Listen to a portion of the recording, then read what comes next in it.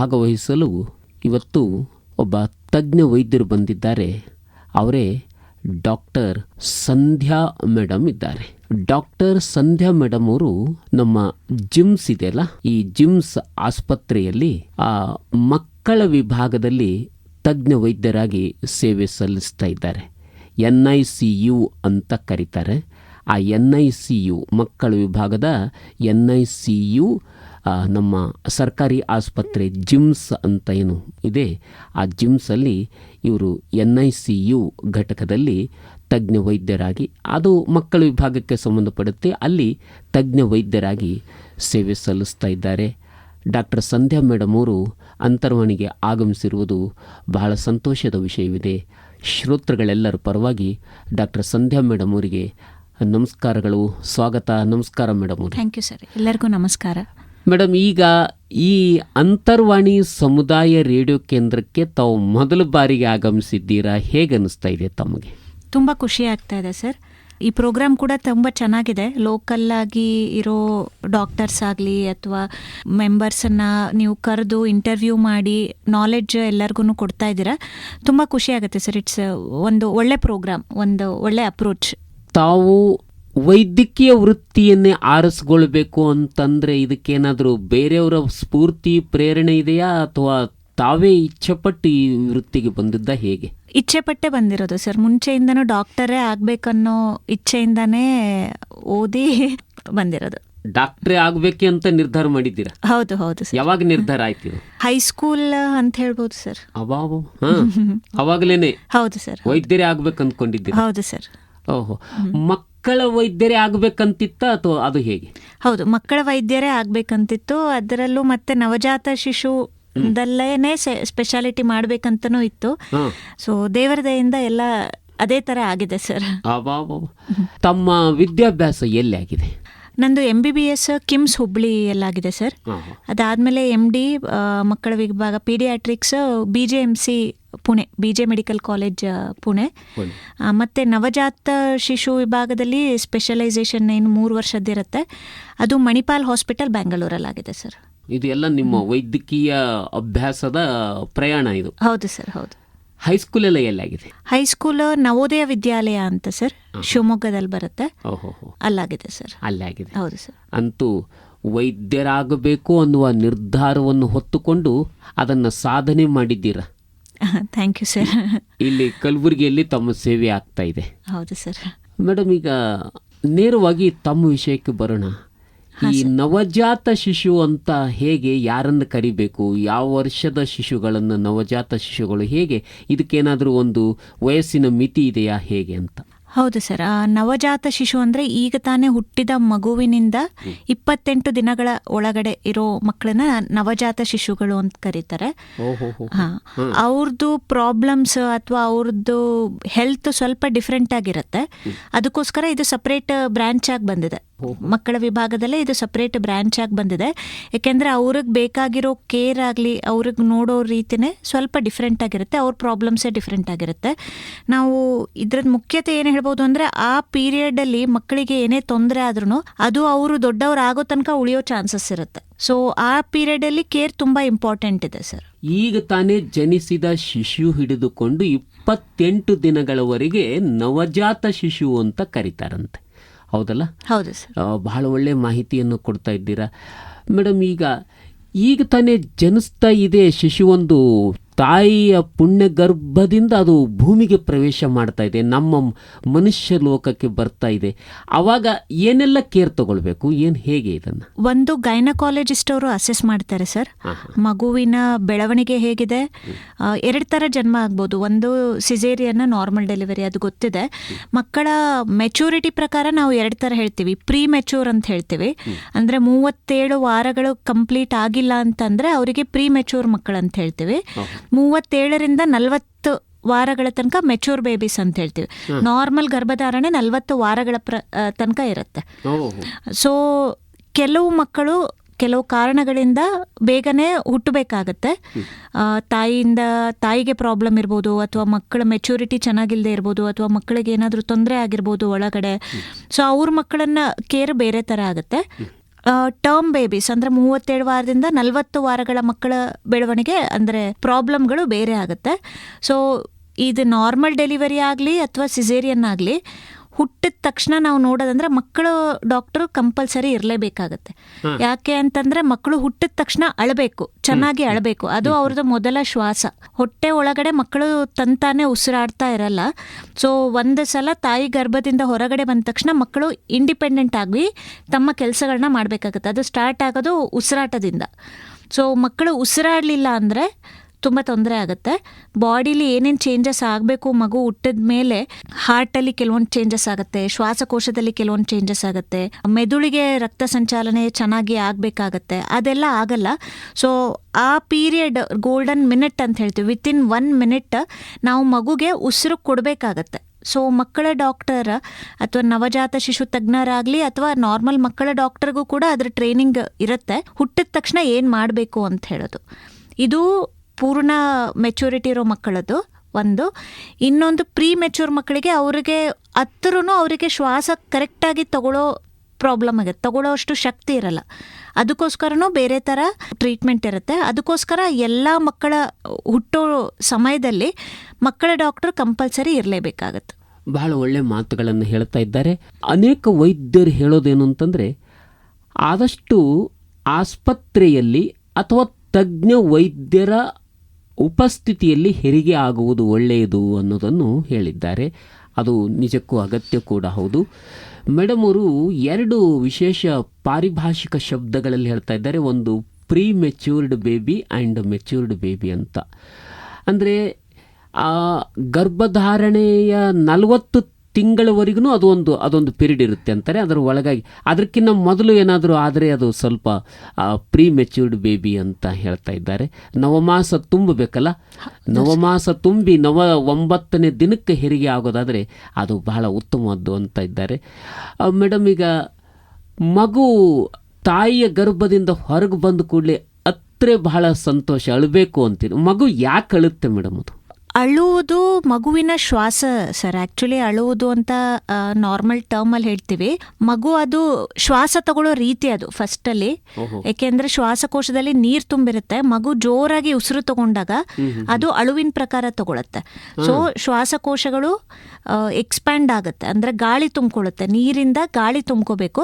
ಈಗ ನಮ್ಮ ಶ್ವಾಸಕೋಶದಲ್ಲಿ ಗಾಳಿ ತುಂಬಿಕೊಂಡಿದೆ, ಹಾಗೆ ಉಸಿರಿದೆ. ಹಾಗೆ ಮಕ್ಕಳು ಕೂಡ ಚೇಂಜ್ ಆಗಬೇಕು. ಬಟ್ ಗರ್ಭದಲ್ಲಿ ಮಕ್ಕಳು ಶ್ವಾಸಕೋಶದಲ್ಲಿ ನೀರು ತುಂಬಿರುತ್ತೆ.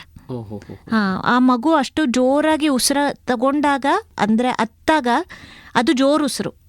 ಅದು ಮಾಡಿದಾಗಲೇ ಅದಕ್ಕೆ ಶಕ್ತಿ ಬರೋದು. ನೀರನ್ನ ತಳ್ಳಿ ಶ್ವಾಸಕೋಶದಲ್ಲಿ ಗಾಳಿನ ತುಂಬಿಕೊಳ್ಳುತ್ತೆ. ಹೀಗೆ ಇದು ಆಗಲಿಲ್ಲ ಅಂತಂದ್ರೆ ಮಗುವಿಗೆ ಉಸಿರಾಟ ತೊಂದರೆ ಆಗೋ ಚಾನ್ಸಸ್ ಇರುತ್ತೆ. ಆವಾಗ ಮಕ್ಕಳನ್ನ ICUಗೆ ಶಿಫ್ಟ್ ಮಾಡಿ ಅದಕ್ಕೆ ಬೇಕಾದಂಥ ಸಪೋರ್ಟ್ಗಳನ್ನ ಕೊಡಬೇಕಾಗುತ್ತೆ, ಉಸಿರಾಟದ ಯಂತ್ರಗಳನ್ನ ಉಪಯೋಗಿಸ್ಬೇಕಾಗತ್ತೆ. ಅಂದರೆ ಮಗುವೊಂದು ಜನಿಸಿದ ಕೂಡಲೇ ಮಗುವೊಂದು ಅಳಕ್ಕೆ ಪ್ರಾರಂಭ ಮಾಡ್ತು ಅಂದ್ರೆ ಮಕ್ಕಳ ತಜ್ಞ ವೈದ್ಯರಿಗೆ ತುಂಬಾ ಸಂತೋಷ. ಅಂದ್ರೆ ಹೌದು ಹೌದು ಸರ್, ಯಾವುದೇ ರೀತಿ ತೊಂದರೆ ಇಲ್ಲ ಅಂತ ನಿಮಗೆ ಹೌದು ಹೌದು ಕನ್ಫರ್ಮ್ ಆಗತ್ತೆ. ಹೌದು ಸರ್. ಹೌದಲ್ಲ. ಅಂದ್ರೆ ಅಳು ಅಂತಂದ್ರೆ ಅದಕ್ಕೇನು ಅಳು ಅಂತೇನು ಇರೋದಿಲ್ಲ, ಉಸಿರಾಟನೇ ಹಾಗೆ ಆಗುತ್ತೆ ಅಂತೀರ? ಹೌದು ಸರ್, ಅದು ಉಸಿರಾಟ, ಮಗುವಿನ ಜೋರು ಉಸಿರಾಟ ಅದು ಅಳು ರೂಪದಲ್ಲಿ ಬರುತ್ತೆ. ಮೇಡಮ್, ಈಗ ಶ್ವಾಸಕೋಶದಲ್ಲಿ ನೀರು ತುಂಬಿಕೊಂಡಿರುತ್ತೆ ಅಂತ ಹೇಳಿದ್ರಿ. ಆ ನೀರು ಅಳಕ್ ಶುರು ಆಗಿ ಅಥವಾ ಗಾಳಿ ತುಂಬಿಕೊಳ್ಬೇಕು, ನೀರು ಎಲ್ಲಿ ಹೋಗುತ್ತೆ? ಅದು ರಕ್ತನಾಳಗಳಲ್ಲಿ ಹೋಗುತ್ತೆ ಸರ್. ರಕ್ತನಾಳಗಳಲ್ಲಿ ನೀರು ಶ್ವಾಸಕೋಶದ ರಕ್ತನಾಳಗಳಲ್ಲಿ ಹೋಗಿ ಬಾಡಿ ಒಳಗಡೆ ಅಬ್ಸಾರ್ಬ್ ಆಗುತ್ತೆ. ಅಲ್ಲಿ ಗಾಳಿ ಸೇರ್ಕೊಳ್ಳುತ್ತೆ. ಹೌದು ಸರ್. ಅವಾಗಿನಿಂದ ಮಗು ನಾರ್ಮಲ್ ಆಗಿ ಉಸಿರಾಟ ಪ್ರಾರಂಭ ಮಾಡುತ್ತೆ. ಹೌದು ಸರ್. ಹೌದು ಅಂತೀರಾ? ಆ ಸಂದರ್ಭದಲ್ಲಿ ಮೇಡಮ್, ಈಗ ಚಿಕ್ಕ ಮಗು ತಾವೇ ಹೇಳಿದ್ರೆ ಜನಿಸಿದ ಕೂಡಲೇ 21 ದಿನದವರೆಗೂ ಅವಾಗ ಬಹಳ ಕೇರ್ಫುಲ್ ಆಗಿ ಇರುತ್ತೆ ಅಂತೇಳಿ, ಆ ಸಂದರ್ಭದಲ್ಲಿ ಏನೇನು ತೊಂದರೆಗಳಾಗುವ ಸಾಧ್ಯತೆ ಇರುತ್ತೆ ಮೇಡಮ್? ತೊಂದರೆಗಳು ಅಂತ ಅಂದರೆ ನಾನು 2 ಥರ ಡಿವೈಡ್ ಮಾಡೋಕ್ಕೆ ಇಚ್ಛೆ ಪಡ್ತೀನಿ ಸರ್. ಒಂದು ನಾರ್ಮಲ್ ತೊಂದರೆಗಳು, ಅಂದರೆ ಪೋಷಕರಿಗೆ ಇದು ಗೊತ್ತಿರಬೇಕು, ಇದು ನಾರ್ಮಲ್, ಇದ್ರ ಬಗ್ಗೆ ವರಿ ಮಾಡೋದು ಬೇಡ ಅಂತ. ಇನ್ನೊಂದು ತೊಂದರೆಗಳು, ನೀವು ಯಾವಾಗ ಡಾಕ್ಟರ್ನ ಕನ್ಸಲ್ಟ್ ಮಾಡಬೇಕು ಅಂತ ಹೇಳಿ. ಒಂದು ಏನು ಅಂದರೆ ಹಾಲು ಮಗು ಚೆನ್ನಾಗಿ ಕುಡಿಬೇಕು. ನಾರ್ಮಲ್ ಥಿಂಗ್ಸ್ ಏನು ಅಂತಂದ್ರೆ, ಈಗ ಒಂದು ಮಗು ದಿನ ತುಂಬಿ ಹುಟ್ಟಿದೆ, ಚೆನ್ನಾಗಿ ಹತ್ತಿದೆ, ತಾಯಿ ಕಡೆ ಕೊಟ್ಟಿದ್ದಾರೆ, ಈ ಮಗು ಏನೇನು ಮಾಡಬೇಕು, ಈ ಮಗುವಲ್ಲಿ ಚೇಂಜಸ್ ಏನು ಅಂತ ಹೇಳ್ತೇನೆ. ಏನು ಅಂದರೆ ಮಗುಗೆ ಹುಟ್ಟಿದ ಐಡಿಯಲಿ ಅರ್ಧ ಗಂಟೆ ಒಳಗಡೆನೆ ಹಾಲು ಕುಡಿಸ್ಬೇಕು ಅಂತ ಹೇಳ್ತೀವಿ. ಅದು ನಾರ್ಮಲ್ ಡೆಲಿವರಿ ಆದರೆ ಒಳ್ಳೆಯದು, ವಿತಿನ್ ಅರ್ಧ ಗಂಟೆ ಅಥವಾ 1 ಗಂಟೆ ಒಳಗಡೆ ಹಾಲು ಕುಡಿಸ್ಬೋದು ನಾವು. ಈವನ್ ಸಿಸೇರಿಯನ್ ಆದ್ರೂ ತಾಯಿ ಇದಾರಂತಂದರೆ ನಾವು ಅಷ್ಟರೊಳಗಡೆ ಹಾಲು ಕುಡಿಸ್ಬಹುದು. ಅದಾದಮೇಲೆ 2 ರಿಂದ 3 ಗಂಟೆಗೊಂದ್ಸಲ ಕಂಪಲ್ಸರಿ ಹಾಲು ಕುಡಿಸ್ಬೇಕಾಗತ್ತೆ. ನಾರ್ಮಲ್ ಆಗಿ ಮಗು 24 ಗಂಟೆ ಒಳಗಡೆ ಮೋಷನ್ ಮಾಡುತ್ತೆ, 48 ಒಳಗಡೆ ಯೂರಿನ್ ಮಾಡುತ್ತೆ. ಇದು ನಾರ್ಮಲ್ ಪ್ರೊಸೀಜರ್. ಸೊ ಇದೇ ತರ ನಾವು ಕಂಟಿನ್ಯೂಸ್ ಆಗಿ ಮಕ್ಕಳಿಗೆ 2 ರಿಂದ 3 ತಾಸ್ಗೊಂದ್ಸಲ ಹಾಲು ಕುಡಿಸ್ಕೋತಾ ಹೋಗ್ಬೇಕು. ಎರಡನೇದೇನು ಅಂತಂದ್ರೆ ಉಸಿರಾಟದ ಅದು ನೋಡ್ತಾ ಇರ್ತೀವಿ. ಮಕ್ಕಳಿಗೆ ನಾರ್ಮಲ್ ಆಗಿ ಸ್ವಲ್ಪ ಸ್ಕಿನ್ ರ್ಯಾಷಸ್ ಬರ್ಬೋದು, ಸ್ವಲ್ಪ ತುಂಬ ಜನ ಅದು ಭಯ ಪಡ್ಕೋತಾರೆ. ಅದು ನಾರ್ಮಲ್ ಇರುತ್ತೆ, ಕೆಂಪುಗೆ ರ್ಯಾಷಸ್ ಕಾಣಿಸ್ಕೋಬಹುದು. ಇನ್ನೊಂದೇನು ಅಂದರೆ 3-4 ದಿನದಲ್ಲಿ ಹೆಣ್ಮಕ್ಳಿಗಾದ್ರೆ ಸ್ವಲ್ಪ ರಕ್ತಸ್ರಾವ ಆಗೋ ಚಾನ್ಸಸ್ ಇರುತ್ತೆ. ಯೂರಿನ್ ಜಾಗದಲ್ಲಿ ಸ್ವಲ್ಪ ರಕ್ತಸ್ರಾವ ಆಗೋ ಚಾನ್ಸಸ್ ಇರುತ್ತೆ, ಅದು ಕೂಡ ನಾರ್ಮಲ್. ಅವಾಗ ರಕ್ತಸ್ರಾವ ಆಗುತ್ತೆ ಅಂತೀರಾ? ಹೌದು. ತಾಯಿ ಒಂದು ಅಥವಾ 2 ದಿನ ಸ್ವಲ್ಪ ಕಾಣಿಸ್ಕೊಡುತ್ತೆ, ಯಾಕೆಂದ್ರೆ ತಾಯಿಯಲ್ಲಿರೋ ಹಾರ್ಮೋನ್ಸ್ ಮಕ್ಕಳಿಗೆ ಹೋಗಿರೋದ್ರಿಂದ. ಹಾ ಸೊ ಈಗೇನ್ ಇನಿಷಿಯಲ್ ಎಲ್ಲ ಸೂಕ್ಷ್ಮತೆಗಳನ್ನು ಅಧ್ಯಯನ ಮಾಡಿದ್ದೀರ ತಾವು? ಹೌದು ಸರ್, ಅಲ್ವಾ? ಹೌದು. ಅದರಿಂದ ಏನು ಭಯ ಪಡಬೇಕಾಗಿಲ್ಲ, ಭಯ ಪಡುವಂಥದ್ದಲ್ಲ. ಇದೆಲ್ಲ ನಾರ್ಮಲ್ ಚೇಂಜಸ್. ಈಗ ಭಯ ಪಡುವಂಥದ್ದು ಅಥವಾ ನೀವು ಯಾವಾಗ ಡಾಕ್ಟರ್ಗೆ ಹೋಗಬೇಕು ಅಂತ ಹೇಳಿದ್ರೆ, ಮಗು ಹಾಲು ಕುಡಿದೇ ಇರೋದು, ಮಗು ಸುಸ್ತು ಅನ್ಸೋದು. ಈಗ ತಾಯಿಗೆ ದಿನ ನೋಡಿ ಗೊತ್ತಾಗುತ್ತೆ ನನ್ನ ಮಗು ಎಷ್ಟು ಆ್ಯಕ್ಟಿವ್ ಇದೆ, ಹೇಗಿದೆ ಅನ್ನೋದು. ಅದರಲ್ಲಿ ಏನಾದರೂ ನಿಮಗೆ ಡಲ್ ಅನ್ನಿಸ್ತಾ ಇದೆ, ಮಗು ಅಷ್ಟು ಆ್ಯಕ್ಟಿವ್ ಇಲ್ಲ ಅಂತ ಅನ್ಸಿದ್ರೆ, ಹಾಲು ಕುಡಿತಾ ಇಲ್ಲ ಅನ್ಸಿದ್ರೆ, 6 ಗಂಟೆ ಆದ್ರೂ ಯೂರಿನ್ ಮಾಡಿಲ್ಲ ಅಂತ ಅನ್ಸಿದ್ರೆ, ಜ್ವರ ಕಂಡ್ರೆ, ಅಥವಾ ಏನಾದರೂ ಅಬ್ನಾರ್ಮಲ್ ಮೂವ್ಮೆಂಟ್ಸ್ ಅಂತೀವಿ, ಕೈ ಕಾಲು ನಾರ್ಮಲ್ ಆಗಿ ಆಡಿಸೋದ್ರ ಬದಲಿ ಬೇರೆ ಥರ ಆಟ ಆಡಿಸ್ತಾ ಇರೋದು, ಅಥವಾ ಕಣ್ಣ ಮೇಲ್ ಮಾಡಿ ನೋಡ್ತಾ ಇರೋದು, ಅಥವಾ ಏನಾದರೂ ಕೈ ಕಾಲುಗಳು ಸ್ವಲ್ಪ ನೀಲಿ ಕಾಣಿಸೋದು, ಈ ಥರ ಏನೇ ಇತ್ತಂದ್ರೂ ಎಮರ್ಜೆನ್ಸಿಗೆ ಡಾಕ್ಟರಲ್ಲಿ ಹೋಗಬೇಕು. ಭಾಳ ಒಳ್ಳೆಯ ಮಾತುಗಳನ್ನು ಹೇಳ್ತಾ ಇದ್ದೀರಾ ಮೇಡಮ್. ಈಗ ಹುಟ್ಟಿದ ಕೂಡಲೇ ಅರ್ಧ ತಾಸು ಅಥವಾ 1 ತಾಸಿನ ಒಳಗಾಗಿ ತಾಯಿ ಮಗುವಿಗೆ ಹಾಲು ಕುಡಿಸ್ಬೇಕು, ಹಾಗೆ ಹಾಲು ಕುಡಿಸ್ತಾ ಇರಬೇಕು ಅಂತ ಹೀಗೆಲ್ಲ ಹೇಳಿದ್ದೀರಾ. ಭಾಳ ಸಂತೋಷ. ಇದು ತಾಯಿ ಎದೆ ಹಾಲಿನ ಮಹತ್ವ. ಎದೆ ಹಾಲಿನಲ್ಲಿ ಅಮೃತದ ಶಕ್ತಿ ಇದೆ, ಅಮೃತಗಿಂತಲೂ ಮಿಗಿಲಾದಂಥ ಒಂದು ಶಕ್ತಿ ಅದರಲ್ಲಿದೆ. ಅದಕ್ಕಾಗಿ ಹುಟ್ಟಿದಾಗ ಹಾಲು ಕುಡಿಸಲೇಬೇಕು ಅನ್ನೋದು ತಜ್ಞ ವೈದ್ಯರ ಅಭಿಪ್ರಾಯ ಇದೆ. ಮೇಡಮ್, ಈಗ ಏನೋ ಕಾರಣದಿಂದಾಗಿ ತಾಯಿ ಹಾಲು ಕುಡಿಸೋಕ್ಕೆ ಆಗದೇ ಇದ್ದರೆ ಬೇರೆಯವರ ಹಾಲು ಕುಡಿಸ್ಬೋದಾ? ಬೇರೆ ತಾಯಿ ಹಾಲು ಅದು ತಾಯಿ, ತಂದೆ ಮತ್ತು ಪರಿವಾರದ ಸಮ್ಮತಿಯಿಂದ ಕುಡಿಸಬಹುದು ಸರ್. ಅದು ಅವರಿಷ್ಟ.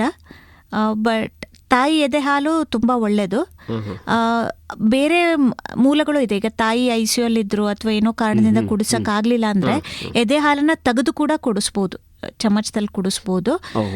ICU ಅಲ್ಲಿರೋ ಮಕ್ಕಳಿಗೆ ಈಗ ಕೆಲವೊಂದು ಮಿಲ್ಕ್ ಬ್ಯಾಂಕ್ ಅಂತ ಇದೆ. ಹೇಗೆ ಬ್ಲಡ್ ಬ್ಯಾಂಕ್ ಇದೆಯೋ ಹಾಗೆ ಮಿಲ್ಕ್ ಬ್ಯಾಂಕ್ ಇದೆ. ಅಲ್ಲಿ ಕೆಲವು ತಾಯಂದ್ರಿಗೆ ಹೆಚ್ಚು ಹಾಲು ಬರ್ತಾ ಇರುತ್ತೆ, ಅವರು ತುಂಬಾ ಕರುಣೆಯಿಂದ ಡೊನೇಟ್ ಮಾಡಿರ್ತಾರೆ ಬೇರೆ ಮಕ್ಕಳಿಗೆ ಉಪಯೋಗ ಆಗಲಿ ಅಂತ ಹೇಳಿ.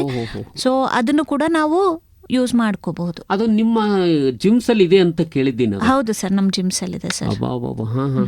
ಅಲ್ಲಿಂದ ತಂದು ಮಕ್ಕಳಿಗೆ ಕುಡಿಸ್ಬೋದು. ಹೌದು ಸರ್. ಅವಾಗ ಏನಾದರೂ ಅದರದ್ದೇ ಆದ ಏನಾದಕ್ಕೆ ಹೀಗೆ ಇಷ್ಟೇ ಟೆಂಪರೇಚರ್ ಇರಬೇಕು ಹಾಗೆ ಏನಾದರೂ ಮೆಥಡ್ ಇದೆ, ಅಥವಾ ಏನಾದರೂ ಬಿಸಿ ಮಾಡಿ ಹಾಗೇನಿಲ್ಲ? ಇಲ್ಲ, ಅದು ಪರ್ಟಿಕ್ಯುಲರ್ ಸ್ಟೋರೇಜ್, ಕ್ಲೀನಿಂಗ್ ಅದೆಲ್ಲ ಪ್ರೋಸೆಸ್ ಇದೆ ಸರ್. ಅದರಲ್ಲಿ ಅದನ್ನ ಅಲ್ಲಿ ಸಪ್ರೇಟ್ ಸಿಸ್ಟರ್ಸ್ ಎಲ್ಲ ಇರ್ತಾರೆ, ಅವರು ಕೊಡ್ತಾರೆ ನಿಮಗೆ ಬಾಟಲಲ್ಲಿ. ಇಷ್ಟು ಟೆಂಪ್ರೇಚರಲ್ಲಿ ಇರುತ್ತೆ, ಅದನ್ನು ಬಿಸಿ ಮಾಡೋದಿರಲ್ಲ, ಬಟ್ ರೂಮ್ ಟೆಂಪ್ರೇಚರ್ಗೆ ತಂದುಬಿಟ್ಟು ಆಮೇಲೆ ಹಾಲು ಕುಡಿಸ್ಬೇಕು. ಹೌದು ಸರ್. ಓಹೋ.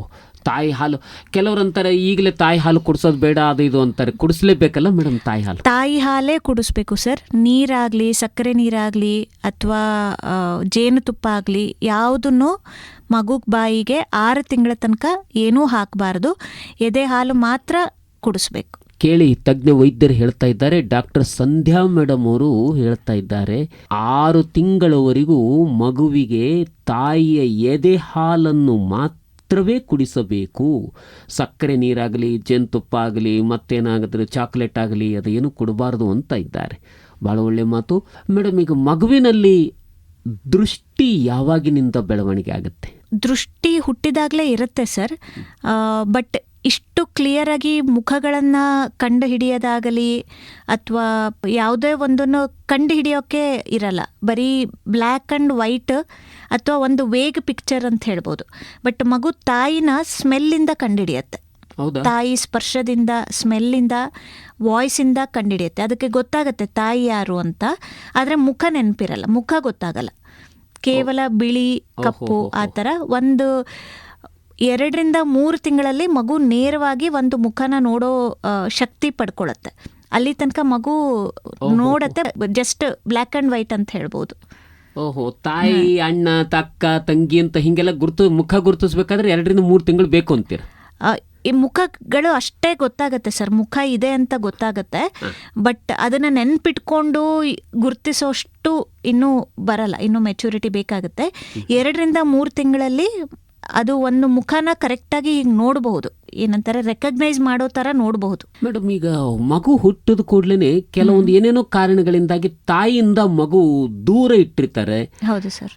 ಹಾಗಾಗಿ ತಾಯಿ ಮತ್ತು ಮಗುವಿನ ಕರುಳಿನ ಸಂಬಂಧವೇ ದೂರ ಆಗುತ್ತೆ.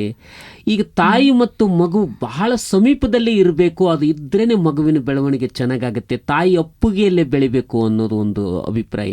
ಇದ್ರ ಬಗ್ಗೆ ತಾವೇನು ಹೇಳಿ? ಇದು ತುಂಬ ಒಳ್ಳೆಯ ಕ್ವಶನ್ ಸರ್. ನೀವು ಹೇಳ್ದಂಗೆ ತಾಯಿ ಮತ್ತು ಮಗು ಸಪರೇಟ್ ಆಗಬಾರ್ದು. ಇದು ಹೊಸ ಕಾನ್ಸೆಪ್ಟ್ ಬಂದಿದೆ. ನಾವು ಇಂಗ್ಲೀಷಲ್ಲಿ 0 ಸಪರೇಷನ್ ಅಟ್ ಬರ್ತ್ ಅಂತ ಹೇಳ್ತೇವೆ. ಅಂದರೆ ತಾಯಿಯಿಂದ ಮಗು ದೂರ ಆಗಲೇಬಾರ್ದು ಅಂಥೇಳಿ. ಬಟ್ ಕೆಲವೊಂದು ಕಾರಣದಿಂದ ಈಗ ಮಗು ICUಗೆ ಶಿಫ್ಟ್ ಮಾಡಬೇಕಂದ್ರೆ ತಾಯಿಯಿಂದ ನಾವು ಸಪ್ರೇಟ್ ಮಾಡಲೇಬೇಕಾಗತ್ತೆ. ಇದಕ್ಕೆ ಒಂದು ಪರಿಹಾರ ಇದೆ. ಏನು ಅಂತಂದರೆ, ನಾವು ICU ಅಲ್ಲಿ ಕೂಡ ತಾಯಿಗೆ 24 hours ಅಲೋ ಮಾಡ್ತೀವಿ, ಒಂದು ಮಗುನ ನೋಡೋದಕ್ಕೆ, ಮಗುನ ಮುಟ್ಟೋದಕ್ಕೆ. ಮತ್ತು KMC ಅಂಥೇಳಿ, ಕ್ಯಾಂಗರೂ ಮದರ್ ಕೇರ್ ಅಂಥೇಳಿ, ಇಲ್ಲಿ ತಾಯಿ ಮಗುವಿನ ಅಪ್ಕೊಂಡು ಕೂರಬಹುದು. ದಿನಕ್ಕೆ ಅವ್ರಿಗೆ ಎಷ್ಟಾಗುತ್ತೋ ಅವ್ರ ಆರೋಗ್ಯದ ಪ್ರಕಾರ 2 ರಿಂದ 8 ಗಂಟೆಗಳ ತನಕ ತಾಯಿನ ಅಪ್ಕೊಂಡು ಕೂರ್ಬೋದು. ಇದು NICU ಅಲ್ಲಿ ಎಲ್ಲ ಕಡೆ ಪ್ರೊವೈಡ್ ಮಾಡ್ತಾರೆ. ಕ್ಯಾಂಗರೂ ಮದರ್ ಕೇರ್ ಅಂತ ಹೇಳ್ತಾರೆ.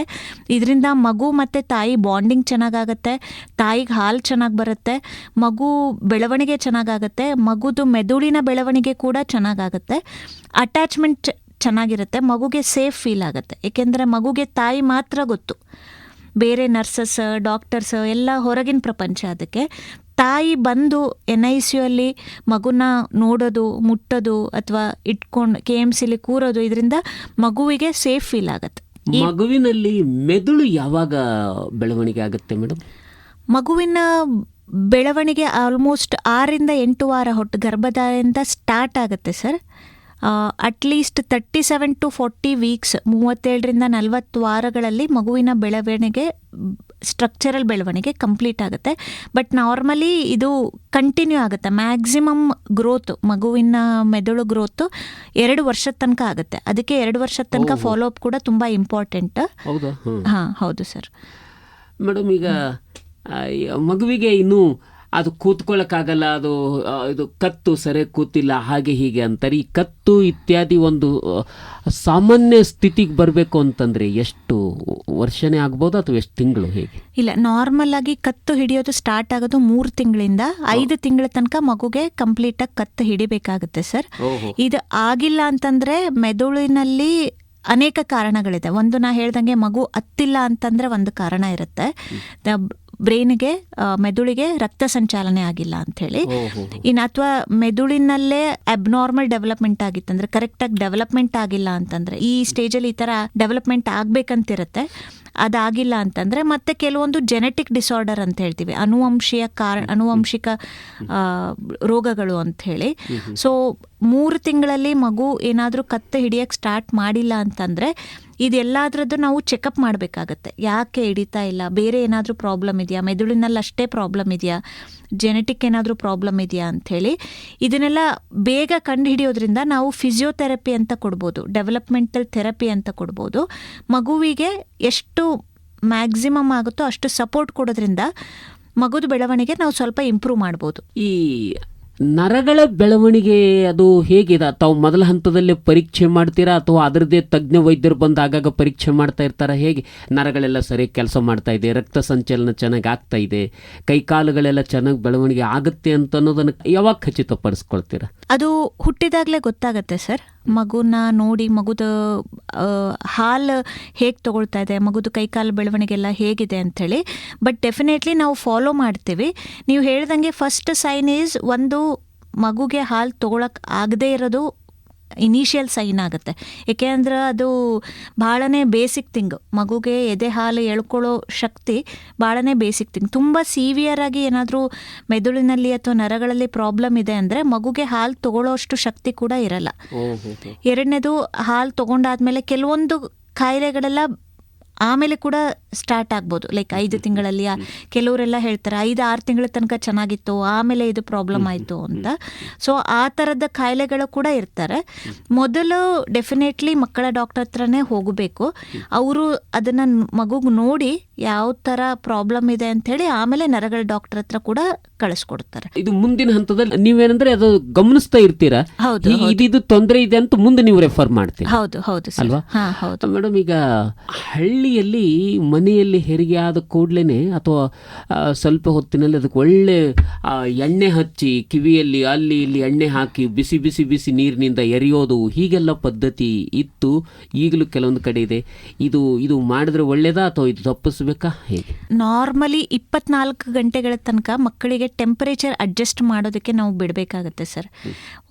ಗರ್ಭದ ಒಳಗಡೆ ಮಕ್ಕಳು ನಾರ್ಮಲ್ ತಾಯಿ ಟೆಂಪರೇಚರ್ ಇಟ್ಕೊಂಡು ಬಂದಿರ್ತಾರೆ. ಹೊರಗಡೆ ಬಂದಮೇಲೆ ಮಕ್ಕಳ ಚರ್ಮ ಭಾಳ ಸೂಕ್ಷ್ಮ ಇರೋದ್ರಿಂದ ಟೆಂಪರೇಚರ್ ಕಡಿಮೆ ಆಗುತ್ತೆ ಮಕ್ಕಳದು.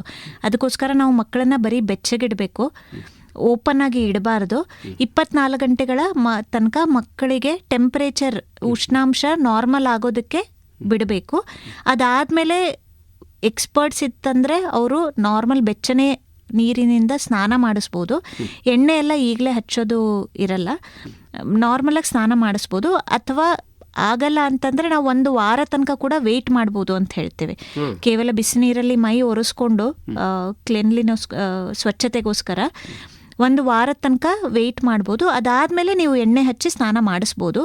ಬಿಸಿ ಎಣ್ಣೆ ಅಥವಾ ಬಿಸಿ ಬಿಸಿ ನೀರು ಅದರದ್ದು ಅವಶ್ಯಕತೆ ಇಲ್ಲ. ನಾರ್ಮಲ್ ಕೊಬ್ಬರಿ ಎಣ್ಣೆ ಮೈಗೆ ಹಚ್ಚಿ ಸ್ವಲ್ಪ ಬೆಚ್ಚಗನಿರೋ ನೀರು ಯೂಸ್ ಮಾಡಿ ಸ್ನಾನ ಮಾಡಿಸ್ಬೋದು. ಮೇಡಮ್, ಈಗ ಮಗುವಿನ ದೃಷ್ಟಿ ಬಗ್ಗೆ ಹೇಳಿದ್ರಿ. ಕಿವಿ ಚೆನ್ನಾಗಿ ಕೇಳ್ತಾ ಇದೆ ಇಲ್ವೋ ಅಂತ ಹೇಗೆ ಕನ್ಫರ್ಮ್ ಮಾಡ್ಕೊಳ್ತೀರಾ? ಯಾವ ಹಂತದಲ್ಲಿ ಇದು ಚೆನ್ನಾಗಿ ಕೇಳ್ತಾ ಇದೆ ಅಂತ ನೀವು ಯಾವಾಗ ಖಾತ್ರಿ ಪಡಿಸೋದು, ಹೇಗಿದು? ಓಕೆ, ಹುಟ್ಟಿದಾಗ ಮಗುಗೆ ಅಂದರೆ 1-2-3 ದಿನಗಳಾದಮೇಲೆ ಸ್ವಲ್ಪ ಜೋರಾಗಿ ಸೌಂಡ್ ಆದರೆ ಮಗು ಸ್ವಲ್ಪ ಭಯ ಪಟ್ಟೋಂಗಾಗತ್ತೆ. ಅದು ಇನಿಷಿಯಲ್ ಸೈನು ಮಗುಗೆ ಕಿವಿ ಕೇಳಿಸ್ತಾ ಇದೆ ಅಂಥೇಳಿ. ಇನ್ನೊಂದು ಮಗು ತುಂಬ ಅಳ್ತಾ ಇದ್ದಾಗ ತಾಯಿ ಎತ್ಕೊಂಡು ಮಾತಾಡಿದ್ರೆ ಮಗು ಸುಮ್ಮನಾಗತ್ತೆ. ಅಂದರೆ ತಾಯಿಗೆ ಅದು ಧ್ವನಿನ ಕಂಡುಹಿಡಿತಾ ಇದೆ ಅಂಥೇಳಿ. ಸೊ ಈಗ ಗವರ್ಮೆಂಟಿಂದಾನೇ ಒಂದು ಟೆಸ್ಟ್ ಇರುತ್ತೆ, OAE ಹಿಯರಿಂಗ್ ಟೆಸ್ಟ್ ಅಂತ ಹೇಳಿ. ಇದು 1 ತಿಂಗಳ ಒಳಗಡೆ OAE ಹಿಯರಿಂಗ್ ಟೆಸ್ಟ್ ಅಂತ ಹೇಳ್ತೀವಿ. ಇದು ಕಂಪಲ್ಸರಿ ಎಲ್ಲ ಮಕ್ಕಳಿಗೂ 1 ತಿಂಗಳ ಒಳಗಡೆ ಮಾಡಿಸ್ಬೇಕಾಗತ್ತೆ. ಇದು ನಮ್ಮ ಜಿಮ್ಸ್ ಹಾಸ್ಪಿಟಲ್ ಕೂಡ ಲಭ್ಯ ಇದೆ. ಇದು ಕಂಪಲ್ಸರಿ ಮಾಡಿಸ್ಬೇಕಾಗತ್ತೆ ಸರ್. ಹೌದು. ಬಹಳ ಒಳ್ಳೆ, ಇದೊಂದು ಹೊಸದಾಗಿ ಬೆಳವಣಿಗೆ ಅಂತ ಅನಿಸ್ತಾ ಇದೆ. ಇದು ಮೊದಲು ಈ ತರದ ಟೆಸ್ಟಿಂಗ್ ಫೆಸಿಲಿಟಿ ಇರ್ಲಿಲ್ಲೇನೋ, ಆದ್ರೆ ಈಗ ಅದು ಬಂದಿದೆ.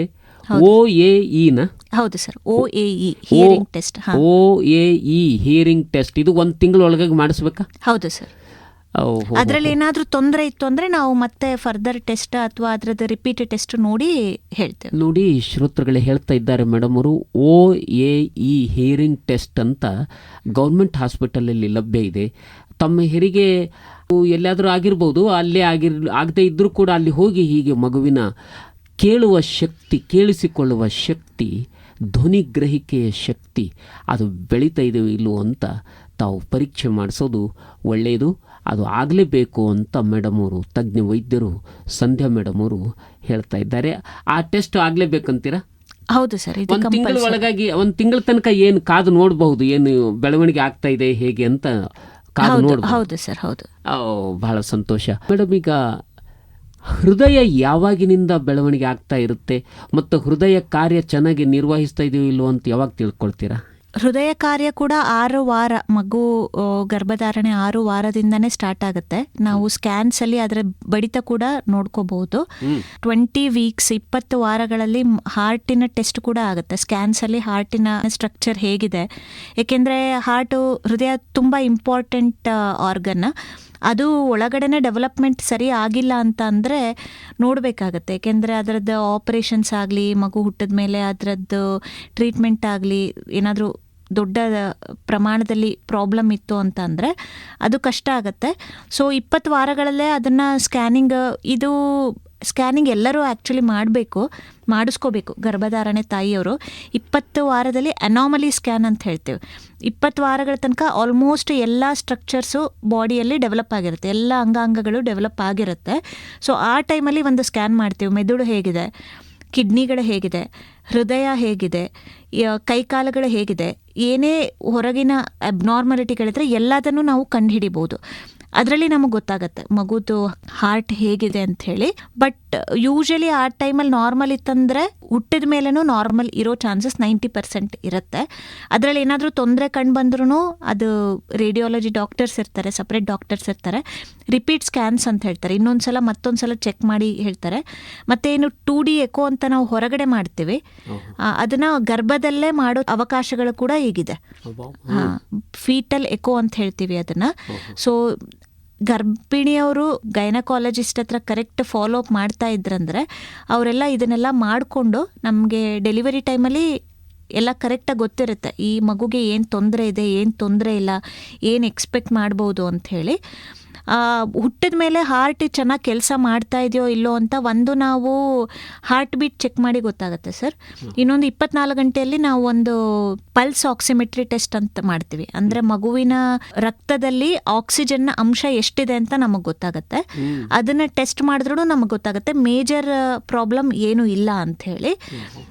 ಇನ್ನೊಂದಂದರೆ 3-4ನೇ ದಿನಗಳಲ್ಲಿ ನಾವು ಸ್ಟೆಥೋಸ್ಕೋಪಲ್ಲಿ ಚೆಕ್ ಮಾಡಿದಾಗ ಕೆಲವೊಂದು ಸೌಂಡ್ಗಳು ಡಿಫ್ರೆಂಟಾಗಿ ಕೇಳಿಸುತ್ತೆ, ಮರ್ಮರ್ ಅಂತ ಹೇಳ್ತೀವಿ. ಆ ಥರದ್ದೇನಾದರೂ ಕಂಡು ಬಂದ್ರೂ ನಾವು ಹಾರ್ಟ್ ಸ್ಕ್ಯಾನ್ ಡಾಕ್ಟರ್ಗೆ ಕಳಿಸ್ಕೊಡ್ತೀವಿ ಸ್ಕ್ಯಾನಿಂಗ್ ಮಾಡಬೇಕು ಅಂತೇಳಿ. ಡಾಕ್ಟರ್ ಸಂಧ್ಯಾ ಮೇಡಮ್ ಅವರೇ, ತಾವು ಕಲಬುರಗಿ ನಗರದಲ್ಲಿ ಬಹಳಷ್ಟು ಉತ್ತಮವಾದಂಥ ವೈದ್ಯಕೀಯ ಸೇವೆ ಸಲ್ಲಿಸ್ತಾ ಇದ್ದೀರಾ ಜಿಮ್ಸ್ ಆಸ್ಪತ್ರೆಯಲ್ಲಿ. ಈ ಭಾಗದ ಸಾಮಾನ್ಯವಾಗಿ ಅದೆಷ್ಟೋ ನವಜಾತ ಶಿಶುಗಳನ್ನು ತಾವು ನೋಡಿರ್ತೀರಿ. ಇದು ಸ್ವಲ್ಪ ಬಿಸಿಲಿನ ನಾಡು, ಆಮೇಲಿಂದ ಊಟದಲ್ಲೂ ಸ್ವಲ್ಪ ನಮ್ಮ ಕಡೆ ಸ್ವಲ್ಪ ಖಾರ ಹೆಚ್ಚಿಗೆ ಊಟ ಮಾಡುವ ಅಭ್ಯಾಸವೂ ಕೂಡ ಇದೆ.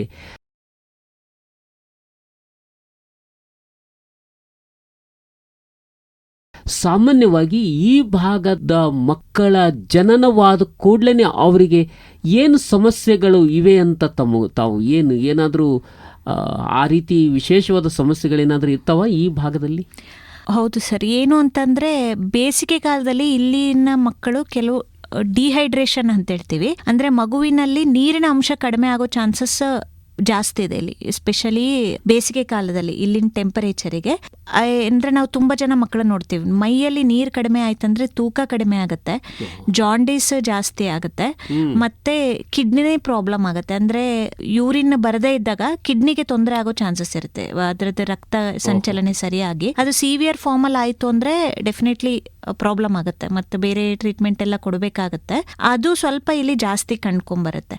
ಇದಕ್ಕೆ ಏನು ಮಾಡಬೇಕು ಅಂದರೆ ಗರ್ಭದ ತಾಯಿಯವರು ಕೆಲವರೆಲ್ಲ ನೀರು ರಿಸ್ಟ್ರಿಕ್ಟ್ ಮಾಡ್ತಾರೆ, ತಾಯಿಯೊಂದರಿಗೆ ನೀರು ಜಾಸ್ತಿ ಕೊಡಬಾರ್ದು ಆ ಥರದ್ದೆಲ್ಲ. ಖಾರ ಡೆಫಿನೆಟ್ಲಿ ಕಡಿಮೆ ಊಟ ಮಾಡಬೇಕು ಡೆಲಿವರಿ ಆದಮೇಲೆ. ಬಟ್ ಎಲ್ಲ ತರಕಾರಿ, ಹಣ್ಣುಗಳು, ಬೇಳೆಗಳು, ಕಾಳುಗಳು, ಅನ್ನ, ರೊಟ್ಟಿ, ಚಪಾತಿ, ಇದು ಯಾವುದಕ್ಕೂ ರೆಸ್ಟ್ರಿಕ್ಷನ್ ಇರೋದಿಲ್ಲ, ಎಲ್ಲ ಊಟ ಮಾಡ್ಬೋದು. ನೀರು ತಾಯಿಯಂದ್ರು ಜಾಸ್ತಿ ಕುಡಿಬೇಕು, 2-3 ಲೀಟ್ರ್ ತನಕ ಕುಡಿಬೇಕಾಗುತ್ತೆ. ಯಾಕೆಂದರೆ ಅವರು ಬಾಡಿಗೆ 2 ಲೀಟ್ರ್ ಬೇಕಾಯ್ತಂದ್ರೆ ಡೈಲಿ ಅರೌಂಡ್ ಅರ್ಧ ಲೀಟ್ರ್ ಹಾಲು ಪ್ರೊಡ್ಯೂಸ್ ಮಾಡ್ತಾರೆ ಅವರು, ಅದಕ್ಕೋಸ್ಕರನೂ ನೀರು ಬೇಕಾಗುತ್ತೆ. ಸೊ ನೀರು ಚೆನ್ನಾಗಿ ಕುಡಿಬೇಕು, ಬೇಸಿಗೆ ಕಾಲದಲ್ಲಿ ಇನ್ನೂ ಜಾಸ್ತಿ ಕುಡಿಬೇಕು. ಮಗುವಿಗೆ ತಿರ್ಗಾ ಹಾಲು ಕುಡಿಸ್ಬೇಕಾಗತ್ತೆ. ಈಗ 3 ತಾಸು ಅಂದರೆ ಮಗುಗೆ ಇನ್ನೂ ಜಾಸ್ತಿ ಹಸಿವಿತ್ತಂದರೆ ಇನ್ನೂ ಜಾಸ್ತಿ ಹಾಲು ಕುಡಿಸ್ಬೇಕಾಗತ್ತೆ ಬೇಸಿಗೆ ಕಾಲದಲ್ಲಿ. ಮತ್ತು ಯೂರಿನ್ ಎಷ್ಟು ಸಲ ಮಾಡ್ತಾ ಇದೆ ಅಂತ ನೋಡ್ಕೋಬೇಕಾಗತ್ತೆ. ನಾರ್ಮಲ್ಲಾಗಿ 1 ವಾರ ಆದಮೇಲೆ ಮಕ್ಕಳು 7-8 ಸಲ ಯೂರಿನ್ ಮಾಡಬೇಕು. ಹಾಂ, ಅದು ಅಷ್ಟು ಮಾಡ್ತಾ ಇಲ್ಲ ಅಂತಂದರೆ ಬೇಗನೆ ಸ್ವಲ್ಪ ಕನ್ಸಲ್ಟ್ ಮಾಡಬೇಕಾಗತ್ತೆ ಡಾಕ್ಟರ್. ದಿವಸಕ್ಕೆ ಮಾಡಬೇಕಾ 7-8 ಸಲ? ದಿನಕ್ಕೆ. ಹೌದು ಸರ್, ದಿನಕ್ಕೆ. ಹಾಂ ಹಾಂ, ಅದು ಕಡಿಮೆ ಆಗ್ತಾ ಇದೆ. ಇದು ಪ್ರಾಬ್ಲಮ್ ಮೇಯ್ನಾಗಿ ಯಾವಾಗ ಆಗುತ್ತೆ ಅಂದರೆ ಇನಿಷಿಯಲಿ 2-3 ದಿನದಲ್ಲಿ ಆಗುತ್ತೆ. ಏಕೆಂದರೆ ತಾಯಿಗೆ ಅವರು ಸುಸ್ತಿರ್ತಾರೆ, ಹಾಲು ಚೆನ್ನಾಗಿ ಬರಲ್ಲ. ಸೊ ಜೊತೆಲಿರೋರು ಸ್ವಲ್ಪ ನೋಡಿಕೊಂಡು ತಿರ್ಗಾ 2-3 ಗಂಟೆಗೊಂದ್ಸಲ ಹಾಲು ಕುಡಿಸ್ಕೊತಾ ಇದ್ರು ಅಂದರೆ ಇದನ್ನು ನಾವು ತಡೆಗಟ್ಟಬಹುದು. ಹೌದಲ್ಲ? ಹಾಂ. ಆಮೇಲೆ ಕೆಲವ್ರು ಕೇಳ್ತಾರೆ, ಇದು ಬೇಸಿಗೆ ಅಲ್ಲ, ಮಗುಗೆ ನೀರು ಎಕ್ಸ್ಟ್ರಾ ಕೊಡ್ಬೋದಾ ಅಂಥೇಳಿ. ಮಗುವಿಗೆ ನೀರು ಕೊಡೋದಕ್ಕೆ ಬರಲ್ಲ, ಎಕ್ಸ್ಟ್ರಾ ಹಾಲು ಕೊಡಬಹುದು, ನೀರು ಕೊಡಬಾರ್ದು. ತಾಯಿಗೆ ನೀರು ಕೊಡ್ಬೋದು. ಸ್ವಲ್ಪ ತಾಯಿ ಖಾರ ಹೆಚ್ಚಿಗೆ ಊಟ ಮಾಡಿದ್ರೆ ಅಥವಾ ಬೆಳ್ಳುಳ್ಳಿ ಹೆಚ್ಚಿಗೆ ಊಟ ಮಾಡಿದ್ರೆ ಅಥವಾ ಮತ್ತೇನೋ ಅದರ ಪರಿಣಾಮ ಆ ಹಾಲಿನಲ್ಲಿ ಉಂಟಾಗಿ ಮಗುವಿನ ಮೇಲೆ ಆ ಥರದ್ದು ಪರಿಣಾಮ ಉಂಟಾಗುತ್ತೆ ಅಂತಾರೆ. ಹಾಲಿನಲ್ಲಿ ಇದೆಲ್ಲ ರಿಫ್ಲೆಕ್ಟ್ ಆಗುತ್ತಾ, ಹೇಗೆ? ಅದು ಅಷ್ಟು ಕರೆಕ್ಟ್ ಎವಿಡೆನ್ಸ್ ಇಲ್ಲ ಸರ್ ಏನು ಅಂತ ಹೇಳೋದಕ್ಕೆ. ಬೆಳ್ಳುಳ್ಳಿ ತಿನ್ನೋದ್ರಿಂದ ಹಾಲಿನ ಪ್ರಮಾಣ ಜಾಸ್ತಿ ಆಗತ್ತೆ ಅಂತ ಹೇಳ್ತಾರೆ, ಪ್ರೊಡಕ್ಷನ್. ಸೊ ಹಸಿರು ಸೊಪ್ಪುಗಳು, ಬೆಳ್ಳುಳ್ಳಿ ತಿನ್ನೋದ್ರಿಂದ ಜಾಸ್ತಿ ಆಗತ್ತೆ ಅಂತ ಹೇಳ್ತಾರೆ. ಬಟ್ ನಾರ್ಮಲ್ ಆಗಿ ಅವ್ರಿಗೆ ಸ್ವಲ್ಪ ಸರ್ಜರಿ ಆಗಿರೋದ್ರಿಂದ ಅಥವಾ ಡೆಲಿವರಿ ಆಗಿರೋ ಚೇಂಜಸ್ ಇರೋದ್ರಿಂದ ತಾಯಿಗಳು ಕೂಡ ತಡ್ಕೊಳಕ್ಕಾಗಲ್ಲ ಖಾರನ. ಅದಕ್ಕೋಸ್ಕರ ಅವಾಯ್ಡ್ ಮಾಡಬೇಕು ಅಂತ ಹೇಳ್ತೇವೆ. ಮೇಡಮ್, ತಾಯಿಯ ಎದೆಯಲ್ಲಿ ಹಾಲು ಯಥೇಚ್ಛವಾಗಿ ಹಾಲಿನ ಉತ್ಪತ್ತಿಯ ಕ್ರಿಯೆ ಚೆನ್ನಾಗಿ ಆಗ್ಬೇಕಾದ್ರೆ, ಹಾಲು ಹೆಚ್ಚಿಗೆ ಬರ್ಬೇಕಂದ್ರೆ ಏನು ಮಾಡ್ಬೇಕು ಅವರು? ಒಂದು ತಾಯಂದಿರು ಸ್ವಲ್ಪ ಕಾಮ್ ಆಗಿರ್ಬೇಕು, ಟೆನ್ಷನ್ ತಗೋಬಾರ್ದು. ಅದು ತುಂಬಾನೇ ಮುಖ್ಯ. ಏಕೆಂದರೆ ಹಾಲಿಂದ ಏನು ಪ್ರೊಡಕ್ಷನ್ ಇದೆ ಅದು ಹಾರ್ಮೋನಲ್ ಅಂತ ಹೇಳ್ತೀವಿ. ಸ್ಟ್ರೆಸ್ ತಗೊಂಡ್ರೆ ಅದು ಕಡಿಮೆ ಆಗೋ ಚಾನ್ಸಸ್ ಇದೆ. ಒಂದು ಊಟ ಚೆನ್ನಾಗಿ ತಗೋಬೇಕು. ಊಟ ಕಡಿಮೆ ಆಯ್ತಂದ್ರೂ ಹಾಲು ಕಡಿಮೆ ಆಗೋ ಚಾನ್ಸಸ್ ಇರುತ್ತೆ. ನೀರು ಚೆನ್ನಾಗಿ ತಗೋಬೇಕು, ನಿದ್ದೆ ಚೆನ್ನಾಗಿ ಮಾಡಬೇಕು. ಇವು 4 ಮಾಡಿ ಇದ್ರ ಬಗ್ಗೆ ಅವೇರ್ನೆಸ್ ಕೂಡ ಇರಬೇಕು. ಕೆಲವೊಂದು ತಾಯಂದರಿಗೆ ಇದ್ರ ಬಗ್ಗೆ ನೆಗೆಟಿವಿಟಿ ಕೂಡ ಇರ್ಬೋದು. ಏನಿರುತ್ತೋ, ಏನಾಗುತ್ತೋ, ಎಷ್ಟು ಕುಡಿಸ್ಬೇಕು, ಇಷ್ಟು ಅಳತೆ, 2 ಸಲ ಕುಡಿಸ್ಬೇಕು, 4 ಸಲ ಕುಡಿಸ್ಬೇಕು, ಈ ಥರದ್ದೆಲ್ಲ ಡೌಟ್ಸ್ ಇರುತ್ತೆ. ಆ ಥರ ಏನೇ ಇತ್ತಂದ್ರೂ ಮುಂಚೆನೇ ಕ್ಲಿಯರ್ ಇರಬೇಕು ಇದ್ರ ಬಗ್ಗೆ. ತಾಯಿ ಆಗ್ತಾ ಇದ್ದೀರಾ ಅಂದರೆ ಹಾಲು ಕುಡಿಸ್ಲೇಬೇಕು, ಹಾಲು ಬಂದೇ ಬರುತ್ತೆ, ಹಾಲು ಕುಡಿಸ್ಲೇಬೇಕು. ಇದು ನಾರ್ಮಲ್ ಬಾಡಿ ಚೇಂಜಸ್, ಅದನ್ನು ಅವ್ರು ಅರ್ಥ ಮಾಡ್ಕೋಬೇಕು. ಅದ್ರ ಪ್ರಕಾರ ಹಾಲು ಕುಡಿಸ್ಬೇಕು. ಒಂದು ಸಲ ನೀವು ನಾನು ಹೇಳ್ದಂಗೆ ಹುಟ್ಟಿದ ತಕ್ಷಣ ಮಗುವನ್ನ ತಾಯಿ ಎದೆಗೆ ಹಾಕಿದ್ರೆ ಹಾಲು ಬರೋ ಚಾನ್ಸಸ್ ಚೆನ್ನಾಗಿರುತ್ತೆ ಸರ್. ಬಹಳ ತಜ್ಞ ವೈದ್ಯರು ಹೇಳ್ತಾ ಇದ್ದಾರೆ. ಇದಕ್ಕಿಂತಲೂ ಮೊದಲು ಅನೇಕ ತಜ್ಞ ವೈದ್ಯರು ಕೂಡ ಹೇಳಿದ್ದಾರೆ, ತಾಯಿ ಮಗುವನ್ನು ಅಪ್ಪಿಕೊಂಡಿರುವುದರಿಂದ ತಾಯಿ ಮತ್ತು ಮಗುವಿನ ಸ್ಪರ್ಶ, ತಾಯಿಯ ಮಡಿಲಿನಲ್ಲಿಯೇ ಮಗು ಇರೋದರಿಂದ, ತಾಯಿಯ ಸ್ಪರ್ಶದಲ್ಲಿ ಮಗು ಇರೋದರಿಂದ ಮಗುವಿನ ಬೆಳವಣಿಗೆಯೂ ಚೆನ್ನಾಗಾಗುತ್ತೆ ಮತ್ತು ತಾಯಿಯ ಆರೋಗ್ಯವೂ ಚೆನ್ನಾಗಾಗುತ್ತೆ, ಹಾಲಿನ ಉತ್ಪತ್ತಿಯೂ ಚೆನ್ನಾಗಾಗುತ್ತೆ ಅನ್ನೋದನ್ನು ಹೇಳಿದ್ದಾರೆ. ಆ ಮೊಲೆ ಕುಡಿಸುವಾಗಲೂ ಬಹಳ ಪೂರ್ತಿಯಾಗಿ ಮೊಲೆ ಕುಡಿಸಬೇಕು ಅಂತ ಈಗಾಗಲೇ ನಮ್ಮಲ್ಲೊಬ್ಬರು ಜ್ಯೋತಿ ಸಾಗರ್ ಬಂದಿದ್ರು, ಅವರು ಕೂಡ ಈ ಮಾತನ್ನು ಹೇಳ್ತಾ ಇದ್ರು. ಮೊಲೆ ಕುಡಿಸುವಾಗ ಏನೆಲ್ಲ ಎಚ್ಚರಿಕೆ ವಹಿಸಬೇಕು ಮತ್ತು ಹೇಗೆ ಆ ಕ್ರಿಯೆ ಹೇಗಿರ್ಬೇಕಂತೀರ ಮೇಡಮ್ ತಾವು? ಕುಡಿಸುವಾಗ ತಾಯಿ ಒಂದು ಕಂಫರ್ಟಬಲ್ ಪೊಸಿಷನ್ ಅಲ್ಲಿ ಫಸ್ಟ್ ಕೂರಬೇಕು. ಮಗುವಿನ ತಲೆ ಮತ್ತು ಬೆನ್ನು ಸ್ಟ್ರೈಟ್ ಆಗಿರಬೇಕು. ತಾಯಿ ಫಸ್ಟ್ ಕಂಫರ್ಟೇಬಲ್ ಪೊಸಿಷನ್ ತಗೋಬೇಕು. ಮಗುವಿಗೆ ಅವರಿಗೆ ಬೇರೆ ಬೇರೆ ಪೊಸಿಷನ್ಸ್ ಇರುತ್ತೆ. ಅದನ್ನ ನಾವು ಕಲಿಸ್ ಕೂಡ ಕೊಡ್ತೀವಿ, ಅದಕ್ಕೆ ಸಪರೇಟ್ ನರ್ಸಸ್ ಇರ್ತಾರೆ. ಹೌದು, ಅದಕ್ಕೆ ಸೊ ಹೇಗೆ ಇಟ್ಕೋಬೇಕು ಮಗುವಿನ ತಲೆ ಮತ್ತೆ ಬೆನ್ನು ಸಿಸ್ಟಮ್ ಇದೆ. ಹೌದು ಸರ್, ಹೌದು. ಆಮೇಲೆ ಮಗು ಪೂರ್ತಿಯಾಗಿ ಬಾಯನ್ನ ಓಪನ್ ಮಾಡಬೇಕು. ಬರೀ ತೊಟ್ಟನ್ನು ಮಾತ್ರ ಬಾಯಲ್ಲಿ ಇಟ್ಕೋಬಾರ್ದು. ಇದು ಬಹಳ ಪ್ರಮುಖವಾಗಿ ಹೇಳಿದ್ರು. ಹೌದಲ್ಲ? ಹೌದು. ಪೂರ್ತಿ ಓಪನ್ ಮಾಡಿ ಒಂದು ಸಲ ಫೀಡಿಂಗ್ ಸ್ಟಾರ್ಟ್ ಮಾಡಿದ್ರಿಂದ ಅದು 15-20 ನಿಮಿಷ ಆಗುತ್ತೆ. ಒಂದು ಕಡೆ 10 ನಿಮಿಷ, ಇನ್ನೊಂದು ಕಡೆ 10 ನಿಮಿಷ. ಹಾಲಲ್ಲಿ 2 ಥರ ಇರುತ್ತೆ, 4 ಮಿಲ್ಕ್, ಹೈಂಡ್ ಮಿಲ್ಕ್. ಅಂದರೆ ಮೊದಲು ಬರೋ ಹಾಲೇನಿದೆ ಅದು ಮಗುವಿನ ಬಾಯಾರಿಕೆಯನ್ನು ಹಿಂಗಿಸುತ್ತೆ, ಅದು ನೀರಂಶ ಜಾಸ್ತಿ ಇರುತ್ತೆ. ಆಮೇಲೆ ಬರೋ ಅಂಶದಲ್ಲಿ ಪ್ರೋಟೀನ್ ಅಥವಾ ಫ್ಯಾಟ್ ಜಾಸ್ತಿ ಇರುತ್ತೆ, ಅದು ಮಗುವಿನ ಹೊಟ್ಟೆ ತುಂಬಿಸುತ್ತೆ. ಸೊ ಇದರಿಂದ ಪೂರ್ತಿ ಖಾಲಿ ಆಗೋ ತನಕ, ಒಂದು ಕಡೆ ಪೂರ್ತಿ ಖಾಲಿ ಆಗೋ ತನಕ ಕುಡಿಸಿ ಆಮೇಲೆ ಇನ್ನೊಂದು ಕಡೆ ಹಾಕೋಬೇಕಾಗತ್ತೆ. ಇದರಿಂದ ಮಗುವಿನ ಹೊಟ್ಟೆ ತುಂಬುತ್ತೆ. ಮತ್ತೆ ತಾಯಿ ಹಾಲು, ಎದೆ ಹಾಲು ಖಾಲಿ ಆದ್ಮೇಲೆ ಇನ್ನೊಂದ್ಸಲ ಎದೆ ಹಾಲು ಬರಕ್ಕಾಗತ್ತೆ. ಅದು ಫೀಡ್ಬ್ಯಾಕ್ ಮೆಕ್ಯಾನಿಸಮ್ ಅಂತ ಹೇಳ್ತೀವಿ. ಮಗು ಹಾಲು ಕುಡಿದ್ಮೇಲೆ ತಾಯಿಗೆ ಬ್ರೈನ್, ಮೆದುಳಿಗೆ ತಂತಾನೆ ಹೋಗುತ್ತೆ, ಈಗ ಹಾಲು ಮತ್ತೆ ಪ್ರೊಡ್ಯೂಸ್ ಮಾಡಬೇಕು ಅಂತ ಹೇಳಿ. ಸೊ 2-3 ತಾಸದಲ್ಲಿ ಮತ್ತೆ ಹಾಲು ಚೆನ್ನಾಗಿ ಉತ್ಪತ್ತಿ ಆಗುತ್ತೆ. ಮೇಡಮ್, ಈಗ ತಾಯಿ ಮಗುವಿಗೆ ಹಾಲು ಕುಡಿಸಲು ಇನ್ನೇನು ಹಂಬಲಿಸಿ ಬಂದು ಹಾಗೆ ಹಾಲು ಕುಡಿಸ್ಬೋದಾ, ಸ್ವಲ್ಪ ಆ ಭಾಗ ತೊಳ್ಕೊಳ್ಬೇಕಾ, ಹೇಗೆ ಇದ್ರ ಬಗ್ಗೆ ಸ್ವಲ್ಪ ಒಬ್ಬೊಬ್ರು ಒಂದೊಂದು ರೀತಿ ಹೇಳ್ತಾರೆ. ಏನು ಅಡ್ಡಿ ಇಲ್ಲ ಹಾಗೆ ಕುಡಿಸ್ಬೋದು ಅಂತ, ಹಾಗೆ ಇಲ್ಲ ಕುಡಿಸ್ಬೋದು, ಸ್ವಲ್ಪ ತೊಳ್ಕೋಬೇಕು ಹಾಗೆ ಅಂತಾರೆ. ಇದ್ರ ಬಗ್ಗೆ ಏನು? ಇಲ್ಲ, ಏನಿಲ್ಲ ಸರ್. ತಾಯಿ ಸ್ವಚ್ಛತೆಯನ್ನ ಡೈಲಿ ಸ್ನಾನ ಮಾಡೋ ಥರ ಮಾಡ್ಕೋಬಹುದು. ಪ್ರತಿ ಸಲ ಕುಡಿಸ್ಬೇಕಾದ್ರೆ ನೀರಲ್ಲಿ ತೊಳ್ಕೋಬೇಕು ಅನ್ನೋ ಅವಶ್ಯಕತೆ ಇಲ್ಲ. ಅದೇನಾಗತ್ತೆ? ಅಗತ್ಯ ಇಲ್ಲ, ಕುಡಿಸ್ಬೋದು, ಡೈರೆಕ್ಟ್ ಕುಡಿಸ್ಬೋದು. ಹೌದು. ಮತ್ತು ಬಹಳ ಚೆನ್ನಾಗಿ ಹೇಳಿದ್ರಿ, 2 ಬಗೆ ಹಾಲಿರುತ್ತೆ ಅಂತಾರೆ. ತುದಿಲಿ ಮೊದಲೇನು ಬರ್ತಲ್ಲ ಅದು ನೀರಿನ ಅಂಶ ಇರೋದ್ರಿಂದ ಮಗುವಿಗೆ ಬಾಯಾರಿಕೆ ಇಂಗಿಸುತ್ತೆ.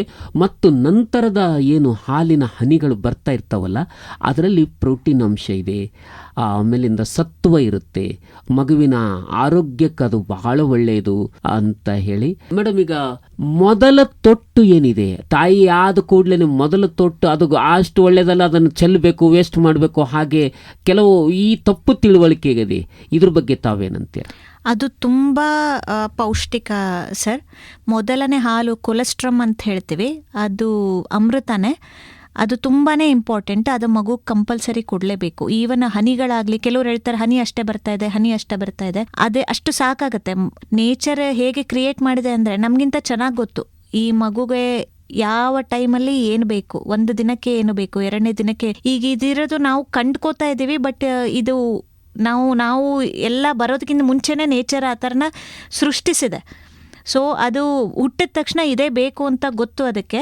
ಸೊ ಹುಟ್ಟಿದ ತಕ್ಷಣ ಅದು ಕೊಲೆಸ್ಟ್ರಾಲ್ನ ಕೊಡಿಸೋದು ತುಂಬಾ ಇಂಪಾರ್ಟೆಂಟ್. ಅದು ಕುಡಿಸ್ಲೇಬೇಕು, ಯಾರು ಅದನ್ನ ಹಾಳು ಮಾಡಬಾರದು. ಹೌದು, ಅದು ಅಮೃತ. ಹೌದು ಸರ್, ಶಿಶುವಿನ ಪಾಲಿಗೆ. ಹೌದು ಸರ್. ಅದು ಮತ್ತೆ ಅದನ್ನ ಹಾಕದಾಗ್ಲೇನೆ ಹಾಲು ಪ್ರೊಡಕ್ಷನ್ ಕೂಡ ಸ್ಟಾರ್ಟ್ ಆಗೋದು. ಅದನ್ನ ಮಗು ಕುಡಿದಾಗಲೇ ಅದು ನಮ್ಮ ತಾಯಿ ಮೆದುಳಿಗೆ ಸಂದೇಶ ಹೋಗುತ್ತೆ, ಮಗು ಕುಡಿತಾ ಇದೆ ಹಾಲು, ಇನ್ನ ಜಾಸ್ತಿ ಪ್ರೊಡಕ್ಷನ್ ಮಾಡಬೇಕು ಅಂತ ಹೇಳಿ. ಅಂದ್ರೆ ಎಲ್ಲ ಸಂದೇಶ ಮೆದುಳಿಗೆ ಮುಟ್ಟೋದು ಬಹಳ ಅಗತ್ಯ ಅಂತೀರ? ಹೌದು ಸರ್, ಅಲ್ವಾ? ಮತ್ತು ತಾವು ಹೇಳಿದ್ರಿ ಆ ಮಗು ಕುಡಿದಷ್ಟು ಹಾಲು ಮತ್ತೆ ಮತ್ತೆ ಕುಡಿಸಬೇಕು ಅನ್ನುವ ಭಾವನೆ ತಾಯಿಯಲ್ಲಿ ಬರುತ್ತೆ. ತಾಯಿಯಲ್ಲಿ ಹಾಲು ಉತ್ಪಾದನೆ ಆಗುತ್ತೆ. ಮಗು ಮತ್ತು ತಾಯಿಯ ಸಂಬಂಧ ಯಾವಾಗಲೂ ನಿರಂತರವಾಗಿ ಅಪ್ಪಿಗೆಯಲ್ಲಿ ಇರಬೇಕು ಅಂತ ಅನ್ನೋದನ್ನು ಭಾಳ ಚೆನ್ನಾಗಿ ಹೇಳಿದ್ರು ಮೇಡಮ್ ಅವರು. ಮೇಡಮ್, ಈ ರೀತಿ ಮತ್ತು ತಾಯಿ ಶಾಂತ ರೀತಿಯಿಂದ ಇರಬೇಕು ಅನ್ನೋದನ್ನು ತುಂಬ ಚೆನ್ನಾಗಿ ಹೇಳಿದ್ರು ಮೇಡಮ್. ಶಾಂತ ರೀತಿಯಿಂದ ಇರಬೇಕು, ಯಾವುದೇ ಒತ್ತಡಕ್ಕೊಳಗಾಗಬಾರ್ದು, ಮತ್ತು ನಿದ್ರೆ ಚೆನ್ನಾಗಿ ಮಾಡಬೇಕು, ಆಹಾರ ಚೆನ್ನಾಗಿ ತಗೊಳ್ಬೇಕು. ಮೇಡಮ್, ಈಗ ಆ ಹಾಲಿನ ಸ್ವಲ್ಪ ಎದೆ ಹಾಲಿನ ಕೊರತೆ ಇರತಕ್ಕಂಥವ್ರು ಯಾವ ಬಗೆಯ ಆಹಾರ, ಏನಾದರೂ ಕಾಳು ಹೆಚ್ಚಿಗೆ ತಗೊಳ್ಬೇಕಾ ಅಥವಾ ಸೊಪ್ಪು ಕಾಯಿಪಲ್ಯ ಇತ್ಯಾದಿ? ಹೌದು, ಮೇನ್ಲಿ ಮೆಂತೆ ಸೊಪ್ಪು ಮತ್ತೆ ಸಬ್ಬಸಿಗೆ ಸೊಪ್ಪು, ಮತ್ತೆ ಜೊತೆಲಿ ಬೆಳ್ಳುಳ್ಳಿ, ಪೌಷ್ಟಿಕ ಆಹಾರ ತಗೋಬೇಕು. ಬಟ್ ಇದನ್ನ ಸ್ವಲ್ಪ ತಗೊಳ್ಳೋದ್ರಿಂದ ಹಾಲು ಉತ್ಪತ್ತಿ ಚೆನ್ನಾಗಿ ಆಗತ್ತೆ ಅಂತ ಹೇಳ್ತಾರೆ. ಅದಕ್ಕೆ ಕೆಲವೊಂದು ಮೆಡಿಸಿನ್ಸ್ ಕೂಡ ಇದೆ ಹಾಲು ಉತ್ಪತ್ತಿ ಜಾಸ್ತಿ ಆಗೋದಕ್ಕೆ. ಆಮೇಲೆ ಕೆಲವರು ತಾಯಂದ್ರ ಅಂದ್ಕೋತಾರೆ ಹಾಲು ಬರ್ತಾ ಇಲ್ಲ ಅಂತ. ಹಾಲು ಚೆನ್ನಾಗಿರುತ್ತೆ, ಬಟ್ ಕೆಲವ್ರು ಅಂದ್ಕೋತಾರೆ. ಅಥವಾ ಕೆಲವ್ರಿಗೆ ಬ್ಲಾಕ್ ಆಗಿರುತ್ತೆ, ಹಾಲು ಉತ್ಪತ್ತಿ ಆದ್ರೂ ಅವರು ಕುಡ್ಸೋಕೆ ಸರಿ ಆಗಲ್ಲ. ಸೊ ಇದನ್ನೆಲ್ಲ ಅವರು ಡಾಕ್ಟರ್ನ ಕನ್ಸಲ್ಟ್ ಮಾಡಿದಾಗ ಕ್ಲಾರಿಟಿ ಗೊತ್ತಾಗುತ್ತೆ ಪ್ರಾಬ್ಲಮ್ ಎಲ್ಲಿದೆ ಅಂತ ಹೇಳಿ. ಅದ್ರ ಪ್ರಕಾರ ನಾವು ಅವರಿಗೆ ಹೇಳ್ಬೋದು. ಹಾಲು ಬ್ಲಾಕ್ ಆಗೋ ಸಾಧ್ಯತೆ ಇದೆಯಾ? ಹೌದು, ಡಕ್ಟ್ಗಳಂದ್ರೆ ಎದೆ ಒಳಗಡೆ ಪೈಪ್ಗಳ ತರ ಇರುತ್ತೆ, ಅಲ್ಲಿಂದ ಹಾಲು ಬರುತ್ತೆ. ಒಂದೊಂದ್ಸಲ ಅಲ್ಲಿ ಬಂದಾದ್ರೆ, ಇನ್ಫೆಕ್ಷನ್ ಆದ್ರೆ, ಆ ತರ ತೊಂದರೆಗಳು ಕೂಡ ಆಗ್ಬಹುದು. ಅದನ್ನು ತಾವೇ ಸರಿಪಡಿಸ್ತೀರಾ? ಗೊತ್ತಿದೆ ತೊಂದರೆ ಆಗಿದೆ ಅಂತ ಗೊತ್ತಾದ ಕೂಡಲೇ? ಹೌದು, ಫಸ್ಟ್ ಅದು ನೋಡ್ಬೇಕಾಗತ್ತೆ ಸರ್, ಏನ್ ತೊಂದರೆ ಇದೆ ಅಂತ ಹೇಳಿ. ಮೋಸ್ಟ್ ಆಫ್ ದ ಟೈಮ್ ತಾಯಿಗೂ ಮಗುವಿಗೂ ಅಟ್ಯಾಚ್ಮೆಂಟ್ ಪ್ರಾಬ್ಲಮ್ ಆಗುತ್ತೆ. ಹಾಲು ಕುಡಿಸೋ ರೀತಿ ಸರಿಯಾಗಿರೋದ್ರಿಲ್ಲ, ಅದರಿಂದ ತೊಂದರೆ ಆಗುತ್ತೆ. ಅದನ್ನ ಕರೆಕ್ಟ್ ಮಾಡಿದ್ರೆ ಪ್ರಾಬ್ಲಮ್ ಸರಿ ಹೋಗುತ್ತೆ. ಕೆಲವು ನಿಪ್ಪಲ್ ಗಾಯಗಳಾಗೋದು ಅಥವಾ ಹಾಲು ಕುಡಿಸುವಾಗ ನೋವಾಗೋದು, ಈ ಥರದ್ದೆಲ್ಲ ತೊಂದರೆಗಳಿರುತ್ತೆ. ಬಟ್ ಅದು ತಾಯಿ ಮತ್ತು ಮಗುವಿನ ಪೊಸಿಷನ್ ಅಟ್ಯಾಚ್ಮೆಂಟ್ ಕರೆಕ್ಟ್ ಆಯ್ತಂದ್ರೆ ಅದು ಪ್ರಾಬ್ಲಮ್ಗಳೆಲ್ಲ ಸರಿ ಹೋಗುತ್ತೆ. ಇವು ನೋಡಿ, ತಜ್ಞ ವೈದ್ಯರಾಗಿ ಹೇಳುವ ಸಲಹೆಗಳನ್ನು ತಾವೆಲ್ಲ ಗಮನಿಸಬೇಕು. ಬಹಳ ಒಳ್ಳೆ ಮಾತುಗಳನ್ನು ಹೇಳ್ತಾ ಇದ್ದಾರೆ. ಇಂಥದ್ದೆಲ್ಲ ಎಲ್ಲಿ ಹೋದರೂ ಸಿಗೋದಿಲ್ಲ. ನೀವೇ ವೈದ್ಯರ ಹತ್ರ ಹೋದರೆ ಅವರು ಬೇರೆ ಮಕ್ಕಳನ್ನು ನೋಡಬೇಕಾಗಿರುತ್ತೆ, ಬೇರೆ ಕೆಲಸದ ಇರ್ತದೆ. ಇಷ್ಟು ಸಾವಧಾನವಾಗಿ ಪ್ರತಿಯೊಂದು ಪ್ರಶ್ನೆಗೂ ಉತ್ತರ ಅಲ್ಲಿ ಸಿಗಲಿಕ್ಕಿಲ್ಲ. ಅದಕ್ಕಾಗಿ ಇಲ್ಲೇ ಬಂದಿದ್ದಾರೆ, ಉತ್ತರ ಕೊಡಲೆಂದು ಬಂದಿದ್ದಾರೆ, ನಿಮ್ಮೊಂದಿಗೆ ಮಾತನಾಡಲೆಂದು ಬಂದಿದ್ದಾರೆ. ಈ ಮೂಲಕವಾಗಿ ಸಮಾಜ ಸೇವೆ ಮಾಡೋಣ ಅಂತ ಅಂತರ್ವಾಣಿ ಒಂದು ಪ್ರಸಾರ ಮಾಧ್ಯಮ, ಆ ಮಾಧ್ಯಮದ ಮೂಲಕವಾಗಿ ಇಲ್ಲಿ ಜಿಮ್ಸ್ ಆಸ್ಪತ್ರೆಯಲ್ಲಿರ್ತಕ್ಕಂಥ ಸೌಲಭ್ಯಗಳು ಮತ್ತು ನವಜಾತ ಶಿಶು ತಜ್ಞರಾಗಿ, ವೈದ್ಯರಾಗಿ ಇಲ್ಲಿ ಮೇಡಮ್ ಅವರು ಈ ಮಾತುಗಳನ್ನೆಲ್ಲ ಹೇಳ್ತಾ ಇದ್ದಾರೆ. ಬಹಳ ಸಂತೋಷ. ಅವರು ಆಗಮಿಸಿ ಅನೇಕ ವಿವರಗಳನ್ನು ಕೊಡ್ತಾ ಇದ್ದಾರೆ. ಮೇಡಮ್, ಈಗ ತಾಯಿಯ ಗರ್ಭದಿಂದ ಹೊರಗೆ ಬಂದ ಕೂಡಲೇ ಶಿಶುವಿಗೆ ಏನಾದರೂ ಚುಚ್ಚುಮದ್ದು ಏನಾದರೂ ಕೊಡ್ತಾರೆ? ಯಾಕಂದರೆ ಅನೇಕ ಈ ರೋಗ ಬರಬಾರ್ದು ಅಂತೇಳಿ ಚುಚ್ಚುಮದ್ದುಗಳೆಲ್ಲ ಇಂಜೆಕ್ಷನ್ ಎಲ್ಲ ಕೊಡ್ತಾ ಇರ್ತಾರೆ. ಅವಾಗ ಏನಾದರೂ 21 ದಿನದವರೆಗೂ ನವಜಾತ ಶಿಶು ಅಂತ ಹೇಳಿದ್ರಿ, ಆ ಪಿರಿಯಡ್ ಏನಿದೆ ಆ ಅವಧಿಯಲ್ಲಿ ಏನಾದರೂ ಚುಚ್ಚುಮದ್ದು ಏನಾದರೂ ಕೊಡ್ತೀರಾ, ಹೇಗೆ? ಹೌದು ಸರ್, ಹುಟ್ಟಿದ 24 ಗಂಟೆಯಲ್ಲಿ 3 ಲಸಿಕೆಗಳನ್ನು ಕೊಡ್ತೀವಿ. ಒಂದು BCG ಅಂತ, TB ಕಾಯಿಲೆ ಬರದೇ ಇರೋ ಥರ BCG ಅಂತ ಕೊಡ್ತೀವಿ, ಕೈಯಲ್ಲಿ ಕೊಡ್ತೀವಿ. ಹೆಪಟೈಟಿಸ್ B ಅಂತ ಕೊಡ್ತೀವಿ, ಅದು ಕಾಮ್ನೆ ಲಿವರ್ಗೆ ಸಂಬಂಧಪಟ್ಟಿದ್ದ ಒಂದು ಇನ್ಫೆಕ್ಷನ್ ಬರದೇ ಇರೋ ಥರ ಒಂದು ಇಂಜೆಕ್ಷನ್, ಮತ್ತೆ ಪೋಲಿಯೋ ಡ್ರಾಪ್ಸ್. ಇವು 3 ಲಸಿಕೆನ ಹಾಕ್ತೇವೆ ಹುಟ್ಟಿದ ಮಗುಗೆ. ಇದು ನೀವು ಮಾಡ್ತೀರಾ? ಇದು ಪ್ರತಿಯೊಂದು ಎಲ್ಲ ಮಗುಗಳಿಗೂ ಆಗುತ್ತೆ ಸರ್. ಏನೋ ಹಾಕಿಲ್ರಿ ನಮಗೆ ಹಾಗೀಗ ಅಂತಾರೆ, ಪ್ರತಿ ಕಂಪಲ್ಸರಿ ಮಾಡ್ತೀರಾ ತಾವು? ಅಂದ್ರೆ ಜ್ವರ ಇದೆ ಅಂತ ಹೇಳಿ ಬಿಡೋದು, ಆಮೇಲೆ ನೋಡೋಣ ಅನ್ನೋದು ಹೀಗೇನಾಗೋದಿಲ್ಲ? NICU ಒಳಗಡೆ ಇರೋ ಮಕ್ಕಳಿಗೆ ಮಾತ್ರ ಮಾಡಲ್ಲ ಸರ್, ಬಟ್ ಅವರು ಡಿಸ್ಚಾರ್ಜ್ ಆದ ತಕ್ಷಣ ಮಾಡ್ತೀವಿ, ಕಂಪಲ್ಸರಿ ಮಾಡ್ತೀವಿ, ಎಲ್ಲ ಮಕ್ಕಳಿಗೂ ಮಾಡ್ತೀವಿ. ಹೌದು ಸರ್. ಡಿಸ್ಚಾರ್ಜ್ ಆದ್ಮೇಲೆ ಮಾಡ್ತೀರಾ? NICU ಇಂದ ಡಿಸ್ಚಾರ್ಜ್ ಆದ್ಮೇಲೆ ಮಾಡ್ತೀವಿ. ಇಲ್ಲ ನಾರ್ಮಲ್ ಮಕ್ಕಳು, ತಾಯಿ ಕಡೆ ಇರೋ ಮಕ್ಕಳಿಗೆ ಹುಟ್ಟಿದಾಗ್ಲೇ ಅಂದ್ರೆ 24 ಗಂಟೆಗಳ ಒಳಗಡೆ ಮಾಡ್ತೀವಿ. ಈ ಸೌಲಭ್ಯ ಎಲ್ಲಾ ಕಡೆ ಇದೆ. ಅಂಗನವಾಡಿಲಿ ಮಾಡ್ತಾ ಇದ್ದಾರೆ, ಈಗ PHCಗಳಲ್ಲಿ, ಪೆರಿಫೆರಲ್ಲಿ ಎಲ್ಲಾ ಕಡೆ ಮಾಡ್ತಾ ಇದ್ದಾರೆ. ಸೊ ಅವ್ರು ಎಲ್ಲಿ ಕೂಡ ಹೋಗಿ ತಗೋಬಹುದು. ಮೊದಲನೇದಾಗಿ BCG ಹೇಳಿದ್ರಿ. ಹೌದು ಸರ್. ಇದು TB ರೋಗವನ್ನು ತಡೆಗಟ್ಟುತ್ತೆ. ಹೌದು ಸರ್. ಆಮೇಲೆ ಇನ್ನು ಹೆಪಟೈಟಿಸ್ B, ಹೌದು, ಇದನ್ನು ತಡೆಗಟ್ಟುವ ಸಲುವಾಗಿ ಒಂದು ಇಂಜೆಕ್ಷನ್ ಇದೆ. ಇನ್ನೊಂದು ಪೋಲಿಯೋ ಡ್ರಾಪ್. ಹೌದು ಸರ್. ನೋಡಿ, ಕೆಲವು ತಂದೆ ತಾಯಿಗಳು ಮಗುವಿಗೆ ಬ್ಯಾಡ್ರಿ, ಚುಚ್ಚಬೇಡ್ರಿ ಹಾಗೀಗ ಅಂತೀರ. ದಯವಿಟ್ಟು ಅದು ಮಾಡಿಸ್ಕೊಳ್ಳೇಬೇಕು. ಮಗು ಚಿಕ್ಕದಿರುತ್ತೆ, ಸೂಕ್ಷ್ಮ ಇರುತ್ತೆ. ಆ ಸೂಕ್ಷ್ಮತೆಯನ್ನು ಹೇಗೆ ನಿರ್ವಹಿಸಬೇಕು ಅಂತ ತಜ್ಞ ವೈದ್ಯರಿಗೆ ಗೊತ್ತಿರುತ್ತೆ. ಅವರೆಲ್ಲರೂ ಬಹಳ ಅನೇಕ ಶತಶತಮಾನಗಳ ಸಂಶೋಧನೆಯ ಪರಿಣಾಮವಾಗಿ ಇಷ್ಟೆಲ್ಲ ಕಂಡುಹಿಡಿದಿದ್ದಾರೆ. ಇದರ ಉಪಯೋಗವನ್ನು ನೀವೆಲ್ಲರೂ ಪಡ್ಕೊಳ್ಬೇಕು ಅಂತ ಕೋರಿಕೆ ಇದೆ. ಇದನ್ನು ದಯವಿಟ್ಟು ತಾವೆಲ್ಲರೂ ಪೋಲಿಯೋ ಮೇಡಮ್, ಪೋಲಿಯೋ ಹಾಕಿಸಲೇಬೇಕಲ್ವಾ? ಹೌದು ಸರ್, ಪೋಲಿಯೋ ಹಾಕಿಸಲೇಬೇಕು. ಆಮೇಲೆ ಅದೇ ರೀತಿ BCG. ಹೌದು ಸರ್, ಎಲ್ಲಾ ಲಸಿಕೆಗಳನ್ನು ಕಂಪಲ್ಸರಿ ತಗೊಳ್ಳೇಬೇಕು. ಉಚಿತವಾಗಿ ಕೊಡ್ತೀರಾ? ಉಚಿತವಾಗಿ ಕೊಡ್ತಾರೆ ಸರ್. ಗೌರ್ಮೆಂಟಲ್ಲಿ ಉಚಿತವಾಗಿ ಲಭ್ಯ ಇದೆ. ಅಂಗನವಾಡಿಯಲ್ಲಾಗಲಿ, PHCಲಾಗಲಿ, CHCಲಾಗಲಿ, ನಿಮ್ಮ ಹತ್ತಿರದ ಯಾವುದೇ ಗೌರ್ಮೆಂಟ್ ಹಾಸ್ಪಿಟಲ್ ಹತ್ರ ಹೋದರೆ ಉಚಿತವಾಗಿ ಲಸಿಕೆಗಳು ಸಿಗುತ್ತೆ. ಉಚಿತವಾಗಿ ಸಿಗುತ್ತೆ? ಹೌದು ಸರ್. ಇದ್ರ ಉಪಯೋಗ ಪಡ್ಕೊಳ್ಬೇಕು. ಹೌದು. ಇದು ತಮ್ಮ ವ್ಯಾಪ್ತಿಗಿದೆ ಹೇಗೋ? ಮಗುವಿಗೆ ಮೇಲಿನ ಆಹಾರ ಯಾವಾಗಿನಿಂದ ಕೊಡಬೇಕು? 6 ತಿಂಗಳು ಮುಗಿದ ಮೇಲೆ ಸ್ಟಾರ್ಟ್ ಮಾಡಬೇಕಾಗತ್ತೆ ಸರ್. ನೀರಾಗ್ಲಿ ಅಥವಾ ಮೇಲಿನ ಆಹಾರ ಆಗಲಿ 6 ತಿಂಗಳು ಮುಗಿದ ಮೇಲೆ ಶುರು ಮಾಡಬೇಕು. 6 ತಿಂಗಳವರೆಗೂ ಬರೀ ತಾಯಿ ಎದೆ ಹಾಲು, ಹೌದು, ಅದಷ್ಟು ಕೊಟ್ಟರೆ ಸಾಕು. ಹೌದು. ನೀರು ಕೂಡ ಕೊಡಬೇಕಾದ ಅಗತ್ಯ ಇಲ್ಲ. ಹೌದು. ಹಾಗೆ ಬೆಳವಣಿಗೆ ಗಮನಿಸ್ತಾ ಇರಬೇಕು ಅಂತೀರಲ್ಲ? ಹೌದು. ಮಗುವಿನ ತೂಕ ಮಾಡ್ತಾ ಇರಬೇಕು. ಈಗ ಎಲ್ಲ ಕಡೆ ಆಶಾ ವರ್ಕರ್ಸ್ ಅಂತ ಇದ್ದಾರೆ, ಹಳ್ಳಿಗೂ. ಅವ್ರ ಕಡೆ ಎಲ್ಲ ಒಂದು ನವಜಾತ ಶಿಶುಗೆ ಏನೇನು ಚೆಕ್ ಮಾಡಬೇಕು ಅಂತ ಕಿಟ್ಸ್ ಇರುತ್ತೆ ಅವ್ರ ಹತ್ರ ಎಲ್ಲ ಸೌಲಭ್ಯಗಳಿರುತ್ತೆ. ಸೊ ನೀವು ಪ್ರತಿಯೊಂದಕ್ಕೂ ಹಾಸ್ಪಿಟಲಿಗೆ ಬರೋ ನೆಸೆಸಿಟಿ ಕೂಡ ಇಲ್ಲ. ಗೌರ್ಮೆಂಟ್ ಅಷ್ಟು ಸೌಲಭ್ಯ ಕೊಟ್ಟಿದೆ ತಾಯಿ ಮತ್ತು ಮಕ್ಕಳಿಗೆ. ಬಿಕಾಸ್ ಇದು ತುಂಬ ಇಂಪಾರ್ಟೆಂಟ್ ಪಾರ್ಟ್ ನಮ್ಮ ಸಮಾಜದಲ್ಲಿ. ತಾಯಿ ಹಾಗೂ ಮಕ್ಕಳು ತುಂಬ ಇಂಪಾರ್ಟೆಂಟ್ ಪಾರ್ಟ್. ತುಂಬ ಹೊಸ ಥರ ಎಲ್ಲ ಅವ್ರನ್ನ ಪ್ರೊಟೆಕ್ಟ್ ಮಾಡುವ ರಕ್ಷಣೆಗೋಸ್ಕರ ತುಂಬ ಹೊಸ ಥರ ಪ್ರಾಜೆಕ್ಟ್ಸ್ ಎಲ್ಲ ಮಾಡ್ತಾ ಇದ್ದಾರೆ. ಅದಕ್ಕೋಸ್ಕರ ಇದು ಆಶಾ ವರ್ಕರ್ಸ್ ಅಂತಿರ್ತಾರೆ. ಸೊ ನಿಮಗೆ ಏನೇ ಡೌಟ್ಸ್ ಇತ್ತು ಅಂದರೆ, ಮಗುವಿನ ತೂಕ ನೋಡಬೇಕು ಅಥವಾ ವ್ಯಾಕ್ಸಿನ್ ಆಗಬೇಕು ಅಥವಾ ಹಾಲು ಕುಡಿತಾ ಇದೆಯಲ್ಲೋ ಚೆಕ್ ಮಾಡಬೇಕು, ಇದೆಲ್ಲದನ್ನು ನೀವು ಅವರನ್ನು ಕೂಡ ಸಂಪರ್ಕ ಮಾಡಬಹುದು. ಹಾಗೇನಾದರೂ ತೊಂದರೆ ಕಾಣಿಸಿದ್ರು ಅಂತಂದರೆ ಅವರು ಹತ್ತಿರದ ಡಾಕ್ಟರ್ಸ್ ಅಥವಾ ಗೌರ್ಮೆಂಟ್ ಇನ್ಸ್ಟಿಟ್ಯೂಷನ್ಗೆ ಕರ್ಕೊಂಡು ಬರ್ತಾರೆ. How do you define a normal baby? ಈ ಸಾಮಾನ್ಯ ಶಿಶು, ನಾರ್ಮಲ್ ಬೇಬಿ, ಏನು ತೊಂದರೆ ಇಲ್ಲ ಅನ್ನೋದಕ್ಕೆ ಕೆಲವು ಲಕ್ಷಣಗಳೇನಾದ್ರೂ ಇದೆಯಾ? ಡೆಫಿನೇಷನ್ ಏನಾದ್ರೂ ಇದೆಯಾ? ಹೇಗೆ? ಒಂದು ಹುಟ್ಟಿದ 9 ತಿಂಗಳು ಮುಕ್ತ ಅಂದರೆ ಯಾವ ಡೇಟ್ ಇರುತ್ತಲ್ಲ, 40 ವಾರಗಳ ಮುಗಿದು ಮಗು ಹುಟ್ಟಬೇಕು. ಹುಟ್ಟಿದ ತಕ್ಷಣ ಮಗು ಅಳಬೇಕು, ಕೈಕಾಲಗಳೆಲ್ಲ ಚೆನ್ನಾಗಿ ಆಡಿಸ್ಬೇಕು, ತಾಯಿ ಎದೆ ಹಾಲನ್ನು ಚೆನ್ನಾಗಿ ಕುಡಿಬೇಕು, 24 ಗಂಟೆಗಳಲ್ಲಿ ಮೋಷನ್ ಮಾಡಬೇಕು, 48 ಗಂಟೆಗಳ ಒಳಗಡೆ ಯೂರಿನ್ ಮಾಡಬೇಕು. ಅದಾದಮೇಲೆ ಕಂಟಿನ್ಯೂಸ್ ಆಗಿ ಹಾಲು ಕುಡಿತಾ ಇರಬೇಕು. ಕೈಕಾಲ ವಾರದ ಪ್ರಕಾರ ತೂಕ ಹೆಚ್ಚಾಗ್ತಾ ಇರಬೇಕು. ಬೇರೆ ಯಾವುದೇ ತೊಂದರೆ ಇರಬಾರ್ದು. ಜ್ವರ ಇರೋದಾಗಲಿ ಅಥವಾ ನಾ ಹೇಳಿದಂಗೆ ಬೇರೆ ಯಾವುದೇ ತೊಂದರೆಗಳಿಲ್ಲದೆ ಇದ್ದರೆ ನಾರ್ಮಲ್ ಮಗು ಅಂತ ಹೇಳಿ. ಒಂದು ಲಕ್ಷಣಗಳನ್ನು ಬಹಳ ಸರಳವಾಗಿ ಪಡ ಹೇಳಿದ್ರು ಮೇಡಮ್ ಅವರು. ಅದ್ರ ತೂಕ ಚೆನ್ನಾಗಿರಬೇಕು, ಅದು ಆ ಕಡೆ ನೋಡ್ತಾ ಇರಬೇಕು, ಅದಕ್ಕೆ ಯಾವುದೇ ಕಾಯಿಲೆ ಇರಬಾರ್ದು, ಅಳಬೇಕು, ಇದೆಲ್ಲ ಲಕ್ಷಣಗಳು ಹೇಳಿದ್ರು. ಮೇಡಮ್, ಈಗ ನಾರ್ಮಲಿ ಸಾಮಾನ್ಯವಾಗಿ ಒಂದು ಮಗುವಿನ ತೂಕ ಎಷ್ಟಿರೋದು ಡಿಸೈರೇಬಲ್ ಅಂತೀರಿ? ಎಷ್ಟು ಅಪೇಕ್ಷಣೀಯ, ಅದು ಎಷ್ಟಿರಬೇಕು? ಹುಟ್ಟಿದಾಗ 2.5 kg ಮೇಲೆ ಇರಬೇಕು ಸರ್. 2.5 kg ಮೇಲೆ ಇದ್ದರೆ ಅದು ಒಳ್ಳೆ ತೂಕ ಅಂತ ಹೇಳ್ತೀವಿ. ಅದಾದಮೇಲೆ ಮೊದಲ ವಾರ ಅಥವಾ 10 ದಿನಗಳ ತನಕ ತೂಕ ಸ್ವಲ್ಪ ಕಡಿಮೆ ಆಗುತ್ತೆ. ಒಂದು 10% ತನಕ ವೆಯ್ಟ್ ಕಡಿಮೆ ಆಗುತ್ತೆ. ಕಡಿಮೆ ಆಗುತ್ತೆ, ಹೌದು ಸರ್. ಹಾಂ, ಮಗು ಸ್ವಲ್ಪ ಅಡ್ಜಸ್ಟ್ ಆಗಬೇಕು ಹೊರಗಡೆ ಪ್ರಪಂಚಕ್ಕೆ, ಅದಕ್ಕೋಸ್ಕರ ತೂಕ ಕಡಿಮೆ ಆಗುತ್ತೆ. ಅದಾದಮೇಲೆ ವಾರಕ್ಕೆ 150ರಿಂದ 200 ಗ್ರಾಮ್ ಮಗು ತೂಕ ಜಾಸ್ತಿ ಆಗ್ತಾ ಹೋಗ್ಬೇಕು. 5 ತಿಂಗಳಿಗೆ ಮಗುವಿನ ತೂಕ ಡಬಲ್ ಆಗಬೇಕು. ಈಗ 3 kg ಹುಟ್ಟಿತ್ತು ಮಗು ಇತ್ತಂದ್ರೆ 5 ತಿಂಗಳಷ್ಟೊತ್ತಿಗೆ 6 kg ಆಗಬೇಕು.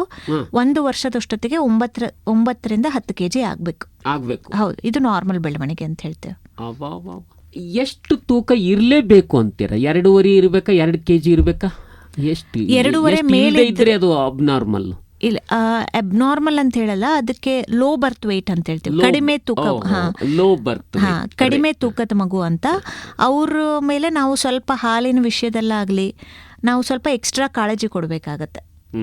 ಹಾಂ, 2.5 ಮೇಲೆ ಇತ್ತಂದ್ರೆ ಏನೂ ತೊಂದರೆ ಇರಲ್ಲ. ಮಗು ಹಾಲು ಶಕ್ತಿ ಇರುತ್ತೆ, ತಾಯಿ ಜೊತೆ ಇರೋ ಪಕ್ಕದಲ್ಲಿ ಇಡೋಷ್ಟು ಶಕ್ತಿ ಇರುತ್ತೆ. 2.5 kg ಒಳಗಡೆ ಇತ್ತಂದರೆ ನಾವು ಹಾಲಿನ ಕುಡಿಸೋದ್ರಲ್ಲಾಗಲಿ ಹಾಲಿನ ಎಷ್ಟು ಕೊಡಬೇಕು ಅನ್ನೋದ್ರಲ್ಲಿ ಸ್ವಲ್ಪ ನಾವು ಎಕ್ಸ್ಟ್ರಾ ಕೇರ್ ಕೊಡಬೇಕಾಗತ್ತೆ. ಈಗ ಸ್ವಲ್ಪ ದಿನಗಳವರೆಗೆ ಮಗುವಿನ ತೂಕ ಕಡಿಮೆ ಆದರೆ ಏನು ಭಯ ಪಡಬೇಕಾಗಿಲ್ಲ? ತೂಕ ಕಡಿಮೆ ಆಗೋದು ಒಳ್ಳೆ ಲಕ್ಷಣ. ಅಂದರೆ ಮೊದಲ 1 ವಾರ ಅಥವಾ 10 ದಿನದಲ್ಲಿ ಕಡಿಮೆ ಆಯ್ತಂದ್ರೆ ಭಯ ಪಡೋದಿಲ್ಲ ಸರ್. ಹಾಂ, ಆಮೇಲೆ ತೂಕ ಕಡಿಮೆ ಆಯ್ತಂದ್ರೆ ನಾವು ಚೆಕ್ ಮಾಡಬೇಕಾಗುತ್ತೆ, ಯಾಕೆ ತೂಕ ಕಡಿಮೆ ಆಯಿತು ಅಂತ ಹೇಳಿ. ತೂಕ ಜಾಸ್ತಿ ಆಗ್ತಾ ಇಲ್ಲ ಅನ್ನೋದೊಂದು ಪ್ರಾಬ್ಲಮ್ಮು, ತೂಕ ಕಡಿಮೆ ಆಯ್ತು ಅನ್ನೋದ್ರೂ ಪ್ರಾಬ್ಲಮ್. ಸೊ ಮೊದಲ 10 ದಿನಗಳ ತನಕ ಭಯ ಪಡೋದಿಲ್ಲ. ತುಂಬ ಕಡಿಮೆ ಆಯ್ತಂದ್ರೆ ಮತ್ತೆ ಚೆಕ್ ಮಾಡಬೇಕಾಗತ್ತೆ. 10ರಿಂದ 15% ಕಡಿಮೆ ಆಗಬಹುದು. ಈಗ ಜನನ ಆದ ಕೂಡ್ಲೇನೆ ತಾವು ತೂಕ ಮಾಡಿ ಬಿಡ್ತೀರಾ? ಅದನ್ನ? ಹೌದು ಸರ್, ಹೌದು. ಅದೊಂದು ನೋಡ್ತೀರಾ ತೂಕ ಎಷ್ಟಿದೆ ಅಂತ? ಹೌದು. ಓಹೋ, ಅದು ನಿಮಗೆ ಮೂಲ, ಅದು ಬೇಸಿಕ್, ಅದು ಬೇಕು. ಹೌದು ಸರ್. ಈಗ ಮಗು ಆಗಾಗ ಮೂತ್ರ ವಿಸರ್ಜನೆ ಮಾಡಿದ್ರೆ ಒಳ್ಳೇದು ಅಂತ ಇದ್ದೀರಾ? ಅದು ಒಳ್ಳೆ ಲಕ್ಷಣ ಅಂತ. ಮೂತ್ರ ಮಲ ಇದೆಲ್ಲ ವಿಸರ್ಜನೆ ಮಾಡ್ತಾ ಇದ್ರೆ ಅದು ಒಳ್ಳೆ ಲಕ್ಷಣ. ಹಾಗೆ ತಾಯಿ ಎದೆ ಹಾಲು ಕುಡಿಬೇಕು. ಈಗ ಮೇಡಮ್, ಮೂತ್ರ ವಿಸರ್ಜನೆ ಮಾಡುತ್ತೆ ಮಗು, ಮಲ ವಿಸರ್ಜನೆ ಮಾಡುತ್ತೆ, ಅದನ್ನು ಕೆಲವರು ಹಾಗೆ ಬಿಡೋದು, ಹೀಗೆ. ಇದನ್ನ ಇಂಥ ಸಂದರ್ಭದಲ್ಲಿ ಈ ವಿಷಯದಲ್ಲಿ ಯಾವ ರೀತಿ ಕಾಳಜಿ ವಹಿಸಬೇಕು? ಸ್ವಚ್ಛತೆ ಡೆಫಿನೆಟ್ಲಿ ಇಡಬೇಕಾಗತ್ತೆ ಸರ್. ಮೂತ್ರ ವಿಸರ್ಜನೆ ಮಾಡಿದ ತಕ್ಷಣನೇ ಮಗುವಿಗೆ ಕ್ಲೀನ್ ಮಾಡಬೇಕಾಗತ್ತೆ, ಇಲ್ಲ ಅಂದರೆ ಅಲ್ಲಿ ರ್ಯಾಶ್ಗಳಾಗೋ ಚಾನ್ಸಸ್ ಇರುತ್ತೆ. ಮಲ ವಿಸರ್ಜನೆ ಆದಮೇಲೆ ಕೂಡ ಅದನ್ನು ಇಮಿಡಿಯೇಟ್ಲಿ ತಕ್ಷಣವೇ ಕ್ಲೀನ್ ಮಾಡಬೇಕಾಗತ್ತೆ. ನೀವು ನಾರ್ಮಲ್ ಬಿಸಿನೀರಲ್ಲಿ ಒರೆಸಿದ್ರೂ ಏನು ತೊಂದರೆ ಇಲ್ಲ. ರ್ಯಾಷಸ್, ವೈಪ್ಸ್ ಅದು ಎಲ್ಲ ಮಾಡಬೇಕಂತ ಏನಿಲ್ಲ. ಬಿಸಿನೀರಲ್ಲಿ ಕ್ಲೀನ್ ಮಾಡಿಕೊಂಡ್ರೂ ಏನು ತೊಂದರೆ ಇಲ್ಲ. ಏನು ತೊಂದರೆ ಇಲ್ಲ. ಅಂತೂ ಸ್ವಚ್ಛತೆ ಕಾಪಾಡ್ಕೋಬೇಕು. ಹೌದು, ಆಗಾಗ ಅದ್ರ ಬಟ್ಟೆ ಎಲ್ಲ ಬದಲಾಯಿಸೋದು, ಇದೆಲ್ಲ ಚೆನ್ನಾಗಿ ಮಾಡ್ತಾ ಇರಬೇಕು. ಮೇಡಮ್, ಈಗ ಈ ಸಂದರ್ಭದಲ್ಲಿ ಆಗಲೇ ಹೇಳಿದ್ರೆ ನರ್ಸ್ ಇರ್ತಾರೆ ಅಂತ, ನರ್ಸಸ್ ಅಥವಾ ಆಯಾಗಳ ಪಾತ್ರ, ಈ ದಾದಿಯರ ಪಾತ್ರ ಏನಿದೆ ಅಂತೀರ? ಡೆಫಿನೆಟ್ಲಿ ಅವರು, ನಾವು ಡಾಕ್ಟರ್ಸ್ ಆಗಿ ನಾವು ಟ್ರೀಟ್ಮೆಂಟ್ ಮಾಡಬೇಕಂತ ಹೇಳಿದ್ರೆ ನಾವೀಗ ತೂಕ ಕಡಿಮೆ ಆಗಿದೆ, ಯಾಕಾಗಿದೆ, ಏನಾಗಿದೆ, ಈ ಥರದನ್ನ ಜಾಸ್ತಿ ನೋಡ್ತೀವಿ. ನರ್ಸಸ್ ಏನಂದರೆ ತಾಯಿಗೆ ಜಾಸ್ತಿ ಕಾಮನ್ ಆಗಿ ಅವರು ಹೊಂದ್ಕೋತಾರೆ. ತಾಯಿ ಪ್ರಾಬ್ಲಮ್ನ ಅವರು ಜಾಸ್ತಿ ಅರ್ಥ ಮಾಡ್ಕೋತಾರೆ. ನಮ್ಮದು ಜಿಮ್ಸ್ ಹಾಸ್ಪಿಟಲಲ್ಲಿ ಅದಕ್ಕೆ ಸ್ಪೆಷಲ್ ನರ್ಸಸ್ ಕೂಡ ಇದ್ದಾರೆ. ತಾಯಿ ಹಾಲು ಉಣಿಸುವಿಕೆ ಕಲಿಸ್ಕೊಡೋದಕ್ಕೆ ಅಥವಾ ಹಾಲನ್ನು ಉತ್ಪತ್ತಿ ನೋಡೋದಕ್ಕೆ ಅಥವಾ KMC ಕೊಡೋದಕ್ಕೆ, ಈ ಥರ ಚಿಕ್ಕ ಮಕ್ಕಳಿಗೆ ತಾಯಿಗೆ ಸಪೋರ್ಟ್ ಮಾಡೋದಕ್ಕೆ, ಮಾರಲ್ ಸಪೋರ್ಟ್ ಅಥವಾ ಎಮೋಷ್ನಲ್ ಸಪೋರ್ಟ್ ಅಂತ ಹೇಳ್ತೀವಿ, ಅದಕ್ಕೋಸ್ಕರನೇ ಸಪ್ರೇಟ್ ನರ್ಸಸ್ ಇದ್ದಾರೆ. ಸೊ ಅವರು ದಿನ ತಾಯಿಗೆ ಮಾತಾಡ್ತಾರೆ, ಹಾಲಿನ ಬಗ್ಗೆ ಕಾಳಜಿ ವಹಿಸ್ತಾರೆ, ಹೇಗೆ ಅವ್ರಿಗೇನು ಡೌಟ್ಸ್ ಇದೆ ಅದೆಲ್ಲ ಕ್ಲಿಯರ್ ಮಾಡ್ತಾರೆ. ಸ್ಟೆಪ್ ಬೈ ಸ್ಟೆಪ್, ಈಗ ಪ್ರೀಮೆಚೂರ್ ಮಕ್ಕಳಿಗೆ ಸ್ಟೆಪ್ ಬೈ ಸ್ಟೆಪ್ ಹೇಗೆ ಇನ್ಕ್ರೀಸ್ ಮಾಡಬೇಕು, ಹಾಲು ಮೊದಲೇ ಕಡಿಮೆ ಕೊಡ್ತೀವಿ, ಆಮೇಲೆ ಜಾಸ್ತಿ ಮಾಡ್ತೀವಿ, ಇದು ಎಲ್ಲದರಲ್ಲೂ ಅವರಿಗೆ ಸಹಾಯ ಮಾಡ್ತಾರೆ. ಆವಾಗಲೇ ತಾವು ಹೇಳಿದ್ರಿ, ಅಲ್ಲೇ ಕೇಳಬೇಕಾಗಿತ್ತೇನೋ ಪ್ರಶ್ನೆ. ಆದರೆ ಮೇಡಮ್, ಈಗ ಇಲ್ಲಿ ತಾಯಿ ಮಗುವಿಗೆ ಹಾಲು ಉಣಿಸುವಾಗ ಒಂದು ನಿರ್ದಿಷ್ಟವಾದ ಪೊಸಿಷನ್ ಚೆನ್ನಾಗಿರಬೇಕು ಅಂತ ಹೇಳಿದ್ರೆ, ಅದನ್ನು ಮಲ್ಕೊಂಡು ಹಾಲು ಕುಡಿಸ್ತಾರೆ, ಕೆಲವರು ಕೂತ್ಕೊಂಡು ಕುಡಿಸ್ತಾರೆ. ಇದು ಯಾವುದು ಹೆಚ್ಚು ಒಳ್ಳೆಯದಂತೀರ? ಹೇಗೆ? ಎರಡನ್ನೂ ಮಾಡ್ಬೋದು ಸರ್, ಏನು ತೊಂದರೆ ಇಲ್ಲ. ಮಲ್ಕೊಂಡು ಕೂಡ ತಾಯಿ ಹಾಲು ಕುಡಿಸ್ಬಹುದು. ಬಟ್ ಏನಂದರೆ ತಲೆ ಬೆನ್ನು ಇವೆಲ್ಲ ಸ್ಟ್ರೈಟ್ ಆಗಿರ್ಬೇಕಾಗತ್ತೆ. ಅದು ನೋಡ್ಕೊಂಡು ಮಲ್ಕೊಂಡು ಕುಡಿಸೋದ್ರಲ್ಲೂ ಏನು ತೊಂದರೆ ಇಲ್ಲ. ಏನ್ ತೊಂದರೆ ಇಲ್ಲ. ಕೂತ್ಕೊಂಡಾದ್ರೂ ಕುಡಿಸ್ಬೋದು. ಆದ್ರೆ ಮಗುವಿನ ತಲೆ ಮತ್ತು ಬೆನ್ನು ಎಲ್ಲ ಚೆನ್ನಾಗಿ ನೇರವಾಗಿರ್ಬೇಕು. ಹೌದು ಹೌದು. ಈ ರೀತಿ ನವಜಾತ ಶಿಶುಗಳ ಬಗ್ಗೆ ನಾವು ಕಾಳಜಿ ವಹಿಸಬೇಕು. ಇದು 21 ದಿನಗಳು ಮುಗೀತು ಅಂತಂದ್ರೆ ಅಷ್ಟು ಅಪಾಯ ಏನು ಇಲ್ಲ ಅಂತ ಅರ್ಥ? ಹಾಗಿಲ್ಲ ಸರ್. 3 ತಿಂಗಳ ತನಕ, ಈಗ 28 ದಿನಗಳ ತನಕ ನಾವು ನಿಯೋನೆಟ್ ಅಂತ ಹೇಳಿದ್ರೆ 3 ತಿಂಗಳ ತನಕ ಪ್ಯಾರಾನಿಯೋನೆಟ್ ಅಂತ ಹೇಳ್ತೀವಿ. ಇದು 28 ಸ್ಪೆಷಲ್ ಏನೋಕಂದ್ರೆ ಮಗು ಹೊರಗಿನ ಎನ್ವಿರಾನ್ಮೆಂಟ್ಗೆ ಅಡ್ಜಸ್ಟ್ ಆಗ್ತಾ ಇರುತ್ತೆ. ಈ 28 ದಿನಗಳು ಏನಿದೆ ಮಗುವಿನ ಪ್ರಾಬ್ಲಮ್ಸ್ ಬೇರೆ ಇರುತ್ತೆ. ಇದು ಹಾಲು ಕುಡಿಸೋದು, ವೇಟ್ ಗೇನ್ ಮಾಡೋದು, ಸ್ವಚ್ಛತೆ ಕಾಪಾಡೋದು, ಇದೇ ಥರ ಮೇನ್ಲಿ. ಇದನ್ನು ನಾವು 3 ಮಂತ್ಸ್ ತನಕ ಕೂಡ ಎಕ್ಸ್ಟೆಂಡ್ ಮಾಡ್ಬೋದು. ಏಕೆಂದರೆ 15 ದಿನದಲ್ಲಿ ಮಗು ಚೆನ್ನಾಗಿ ಹಾಲು ಕುಡಿಯೋದೆಲ್ಲ ಕಲ್ತಿರುತ್ತೆ. ತಾಯಿಗೆ ಮಗುಗೆ ಹೊಂದಾಣಿಕೆ ಚೆನ್ನಾಗಿರುತ್ತೆ. ತಾಯಿಗೂ ಮಗು ಬಗ್ಗೆ ಎಲ್ಲ ಗೊತ್ತಾಗಿರುತ್ತೆ. But up to 3 months infection ಆಗೋ ಚಾನ್ಸಸ್ ಜಾಸ್ತಿ ಇರುತ್ತೆ. ಸೊ ನಾವು ಏನಂದರೆ ಗರ್ಭ ಅದರ ಕಾಂಪ್ಲಿಕೇಶನ್ಸ್ 3 ಮಂತ್ಸ್ ತನಕ ಎಕ್ಸ್ಟೆಂಡ್ ಆಗ್ಬೋದು ಅಂತ ಹೇಳ್ಬೋದು. ಕೆಲವರು ಮಗುವಿಗೆ, ಚಿಕ್ಕ ಮಗುವಿಗೆ, ನವಜಾತ ಶಿಶುಗಳಿಗೆ ಈ ಕಣ್ಣಿಗೆ ನೀರು ಹಾಕೋದು, ಕಣ್ಣು ತೊಳೆಯೋದು ಅಥವಾ ಮೂಗು ತೊಳೆಯೋದು ಹೀಗೆಲ್ಲ ಮಾಡುವ ಸಾಧ್ಯತೆ ಇದೆ. ಇದ್ರ ಬಗ್ಗೆ ಏನು ಹೇಳ್ತಾರೆ? ಹೌದು, ಆ ಥರದ್ದು ಯಾವುದನ್ನು ಮಾಡಬಾರ್ದು. ಕಿವಿಗೆ ಎಣ್ಣೆ ಹಾಕೋದಾಗ್ಲಿ, ಮೂಗಿಗೆ ಎಣ್ಣೆ ಹಾಕೋದಾಗ್ಲಿ, ಅಥವಾ ಹೊಕ್ಕಳಕ್ಕೆ ಅಥವಾ ಮಲಮೂತ್ರ ಜಾಗಗಳಿಗೆ ಎಲ್ಲೂ ಎಣ್ಣೆ ಹಾಕೋ ಅವಶ್ಯಕತೆ ಇಲ್ಲ. ಕೊಬ್ಬರಿ ಎಣ್ಣೆ ಮಸಾಜ್ ಏನು ಮಾಡ್ತೀವಿ ಅಂದರೆ ಸ್ಕಿನ್ ಚೆನ್ನಾಗಾಗಲಿ ಅನ್ನೋದಕ್ಕೆ, ಅಥವಾ ಕೆಲವೊಂದು ಸಲ ಅದರಿಂದನೂ ಅಬ್ಸಾರ್ಬ್ ಆಗಿ ಒಳ್ಳೆ ಫ್ಯಾಟ್ ಸಿಗುತ್ತೆ ಮಗುಗೆ ಅಂತ. ಅದು ಬರೀ ಚರ್ಮಕ್ಕೆ ಹಚ್ಚೋದಕ್ಕಷ್ಟೇ ಸೀಮಿತವಾಗಿರಬೇಕು. ತಲೆಗೆ, ಮೈ ಕೈಗೆ, ಹೊಟ್ಟೆಗೆ, ಬೆನ್ನಿಗೆ ಇಷ್ಟ ಹಚ್ಚೋದ್ರಲ್ಲಷ್ಟೇ ಸೀಮಿತ ಆಗಿರಬೇಕು. ಯಾವುದೇ ರಂಧ್ರಗಳಲ್ಲಿ ಹಾಕೋ ನೆಸೆಸಿಟಿ ಇಲ್ಲ. ನೀರು, ಕಣ್ಣನ್ನು ನೀರಿನಿಂದ ತೊಳಿತಾರೆ? ಇಲ್ಲ ಬೇಕಾಗಿಲ್ಲ ಸರ್. ಹಾ, ಸುಮ್ಮನೆ ಸ್ವಲ್ಪ ಸೂಕ್ಷ್ಮವಾದಂಥ ಬಟ್ಟೆಯಿಂದ ಅದನ್ನು ಕ್ಲೀನ್ ಮಾಡಿದ್ರೆ ಸಾಕು. ಈ ಎಲ್ಲ ಕಾಳಜಿ ವಹಿಸಬೇಕು. ಮಗು ಕೈಕಾಲು ಆಡ್ಸಕ್ಕೆ ಯಾವಾಗ ಶುರು ಮಾಡುತ್ತೆ? ಹುಟ್ಟಿದ ತಕ್ಷಣನೇ ಸ್ಟಾರ್ಟ್ ಮಾಡುತ್ತೆ. ಹೌದು. ಅದರಲ್ಲಿ ಏನು ಸಂಶಯ ಇಲ್ಲ. ಮತ್ತೇನು ತೊಂದರೆ ಇದ್ದಿಲ್ಲ ಅಂತಂದ್ರೆ ಅದು ಹುಟ್ಟಿದ ತಕ್ಷಣನೇ ಕೈಕಾಲು ಆಡ್ಸೋದು, ಕೈಕಾಲು ಎಳ್ಕೊಳ್ಳೋದು, ಇದೆಲ್ಲ ಸಾಮಾನ್ಯ ಪ್ರಕ್ರಿಯೆ ಇದು. ಹೌದು ಸರ್. ಓಹೋ, ಇದರಲ್ಲಿ ಏನಾದರೂ ಸ್ವಲ್ಪ ತೊಂದರೆ ಇದೆ ಅಂತೇಳಿ ಎಲ್ಲಿವರೆಗೂ ವೇಟ್ ಮಾಡ್ತೀರಾ? 21 ದಿನಗಳವರೆಗೂ ಕಾಯ್ಬೇಕಾ ಅಥವಾ ಹೇಗೆ? ಇಲ್ಲ, ಅದು ಸಿವಿಯಾರಿಟಿ ಮೇಲೆ ಡಿಪೆಂಡ್ ಆಗುತ್ತೆ. ನಾವು ಹುಟ್ಟಿದ ತಕ್ಷಣ ಕೆಲವು ಮಕ್ಕಳಿಗೆ ತುಂಬ ತೊಂದರೆ ಆಯಿತು ಗರ್ಭದ ಹೊರಗಡೆ ಬರೋದ್ರಲ್ಲಿ ಅಂತಂದರೆ ಕೆಲವು ಮಕ್ಕಳು ಕೈ ಆಡಿಸೋದಿಲ್ಲ. ಅಂಥದ್ದೆಲ್ಲ ನಾವು ಇಮ್ಮಿಡಿಯೇಟ್ ಆಗಿ ಆ್ಯಕ್ಷನ್ ತಗೋತೀವಿ. ಕೆಲವೊಮ್ಮೆ ಕೈಯಲ್ಲಿ ಫ್ರ್ಯಾಕ್ಚರ್ ಆಗಬಹುದು ಅಥವಾ ನರಗಳಿಗೆ ಸ್ವಲ್ಪ ವೀಕ್ನೆಸ್ ಇರ್ಬೋದು. ಆ ಥರ ಏನಾಯ್ತಂದ್ರೂ ನಾವು ಇಮ್ಮಿಡಿಯೇಟ್ಲಿನೇ ಆ್ಯಕ್ಷನ್ ತಗೋತೀವಿ. ಮೇಡಮ್, ಇನ್ನು ಮುಂದೆ ನಮ್ಮ ಶ್ರೋತೃಗಳಿಗೆ ತಾವು ವೈದ್ಯರಾಗಿ, ತಜ್ಞ ವೈದ್ಯರಾಗಿ, ನವಜಾತ ಶಿಶುಗಳ ತಜ್ಞರಾಗಿ ತಾವು ಏನು ಹೇಳ್ತೀರ? ಕೊನೆಗೆ ಯಾವ ಕಿವಿ ಮಾತುಗಳನ್ನು ಹೇಳಿ? ಮೇಯ್ನಾಗಿ ಏನೋದಂದರೆ ಮಗು ಅನ್ನೋದು ಪ್ರತಿಯೊಂದು ತಾಯಿಯ ಬಹುದೊಡ್ಡ ಕನಸು ಅಂತ ಹೇಳಬಹುದು. ಸೊ ನಾವು ಏನಂದರೆ ಅದ್ರ ಬಗ್ಗೆ ತಿಳ್ಕೊಳ್ಳಿ. ಮಗು ಹುಟ್ಟೋದಕ್ಕಿಂತ ಮುಂಚೆನೇ ಮಗು ಅಂದರೆ ಏನು, ಮಗುವಿಗೆ ಹೇಗೆ ಕಾಳಜಿ ಕೊಡಬೇಕು, ನಿಮಗೆ ಬೇಕಂದರೆ ಗೈನಕಾಲಜಿಸ್ಟನ್ನು ನೀವು ಕನ್ಸಲ್ಟ್ ಮಾಡ್ಬೋದು. ಬುಕ್ಸ್ಗಳಿದೆ, ಅಥವಾ ಮಕ್ಕಳ ಡಾಕ್ಟರ್ನ ನೀವು ಕನ್ಸಲ್ಟ್ ಮಾಡ್ಬೋದು. ಏನೇ ಡೌಟ್ ಇದ್ರೂ ಮೊದಲೇ ಕ್ಲಿಯರ್ ಮಾಡಿಕೊಡ್ರಿ. ಯಾಕೆಂದರೆ ಹುಟ್ಟಿದ ಮೇಲೆ ನಿಮಗೆ ಟೈಮ್ ಸಿಗಲ್ಲ ಇದನ್ನೆಲ್ಲ ಮಾಡೋದಕ್ಕೆ. ಒಂದು ಸಲ ಮಗು ಹುಟ್ಟಿತಂದರೆ ನಿಮ್ಗೆ ಜವಾಬ್ದಾರಿ ಸ್ಟಾರ್ಟ್ ಆಗುತ್ತೆ. ಸೊ 9 ತಿಂಗಳ ಟೈಮ್ ಇರುತ್ತೆ. ಎಲ್ಲ ತಿಳ್ಕೊಳ್ಳಿ. ಮಗು ತುಂಬ ಪ್ರೆಷಿಯಸ್. ಸೊ ಮೇಯ್ನಾಗಿ ಹಾಲು ಕುಡಿಸೋದು, ಸ್ವಚ್ಛತೆ ಕಾಪಾಡೋದು, ಮಗುವಿಗೆ ಡೇಂಜರ್ ಸೈನ್ಸ್ ಅಂದರೆ ಏನು ಅಂತ ತಿಳ್ಕೊಳ್ಳೋದು, ಇದನ್ನೆಲ್ಲ ಗರ್ಭಧಾರಣೆಯಲ್ಲೇ ತಿಳ್ಕೊಂಡ್ರೆ, ಅಥವಾ ಏನಾದರೂ ಹಾಲು ಕುಡಿಸೋಕ್ಕೆ ಪ್ರಾಬ್ಲಮ್ ಆಗುತ್ತಾ ಅಂತ ಎದೆಗಳ ಪರೀಕ್ಷೆ ಮಾಡ್ಕೊಳ್ಳೋದು, ಇದನ್ನೆಲ್ಲ ಗರ್ಭಧಾರಣೆ ಟೈಮಲ್ಲೇ ನೀವು ತಿಳ್ಕೊಂಡ್ರೆ ಪ್ರಿಪೇರ್ ಆಗಿರ್ತೀರ ಮಗುವಿನ ಆಗಮನಕ್ಕೆ ಅಥವಾ ಮುಂದೆ ಬರೋ ಕಾಂಪ್ಲಿಕೇಶನ್ಸ್ಗೆ, ಅಥವಾ ಹೇಗೆ ಏನು ಮಾಡಬೇಕು ಅನ್ನೋದಕ್ಕೆ ಪ್ರಿಪೇರ್ ಆಗಿರ್ತೀರ. ಸೊ ಎಲ್ಲ ತಾಯಂದಿರಿಗೂ ನನ್ನ ಸಂದೇಶ ಏನಂತಂದರೆ, ತಿಳುವಳಿಕೆ ತುಂಬ ಇಂಪಾರ್ಟೆಂಟ್. ಸೊ ಯಾವುದರ ಬಗ್ಗೆ ಆದ್ರೂ ಇದು ಮಗು ಅನ್ನೋದು ಒಂದು ಜೀವನದ ದೊಡ್ಡ ಅಧ್ಯಾಯ. ಸೊ ಇದ್ರ ಬಗ್ಗೆ ತಿಳುವಳಿಕೆ ತುಂಬ ಮುಖ್ಯ. ಯಾವುದನ್ನೇ ಲೈಕ್ ಅದನ್ನು ಕೇಳಿದೆ, ಅವ್ರು ಹೇಳಿದ್ರು, ಇದನ್ನು ಕೇಳಿದ್ರೆ ಇವ್ರು ಹೇಳಿದ್ರು, ಈ ಥರ ಮಾಡಿದೆ, ಅದನ್ನೆಲ್ಲ ಮಾಡಿ ಡಾಕ್ಟರ್ ಹತ್ರ ತರಬೇಡಿ. ಏನೇ ತೊಂದರೆ ಇದ್ರೂ ಮೊದಲೇ ಡಾಕ್ಟರ್ ಹತ್ರ ಕನ್ಸಲ್ಟ್ ಮಾಡಿ. ಈ ಸಲಹೆ ಕೊಟ್ಟಿದ್ದಾರೆ ಮೇಡಮ್ ಅವರು.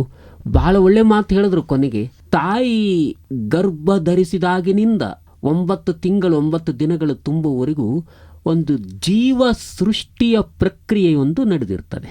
ಅದು ಮೇಡಮ್ ಹೇಳಿದ್ರು, ಇದು ಈ 9 ತಿಂಗಳುಗಳು ಬಹಳ ಪ್ರಮುಖವಾದಂಥ ಅಧ್ಯಾಯ ಅಂತ ಹೇಳಿದ್ರು ಅವರು. ಅದೊಂದು ಭಾಳ ಮುಖ್ಯವಾದಂಥ ಚಾಪ್ಟರ್ ಇರುತ್ತೆ ಅಂತ.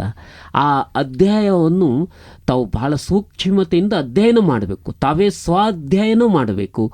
ಮಾಡಿ ಅವ್ರು ಹೇಳಿದ್ರು ಆಗಾಗ ಏನೆಲ್ಲ ಪರೀಕ್ಷೆ ಅಗತ್ಯ ಇದೆ ನಾನು, ಅಥವಾ ಅನುಭವ ಇರೋದಿಲ್ಲ, ಆ ಅನುಭವ ಪಡ್ಕೊಳ್ಳು. ತಾಯಿ ಎದೆ ಹಾಲು ಕುಡಿಸುವಾಗ ಯಾವ ರೀತಿ ಎಚ್ಚರಿಕೆಯಿಂದಿರಬೇಕು, ಯಾವ ರೀತಿ, ಇದೆಲ್ಲ ಅನುಭವನೇ ಕಲಿಸಿಕೊಡ್ತದೆ.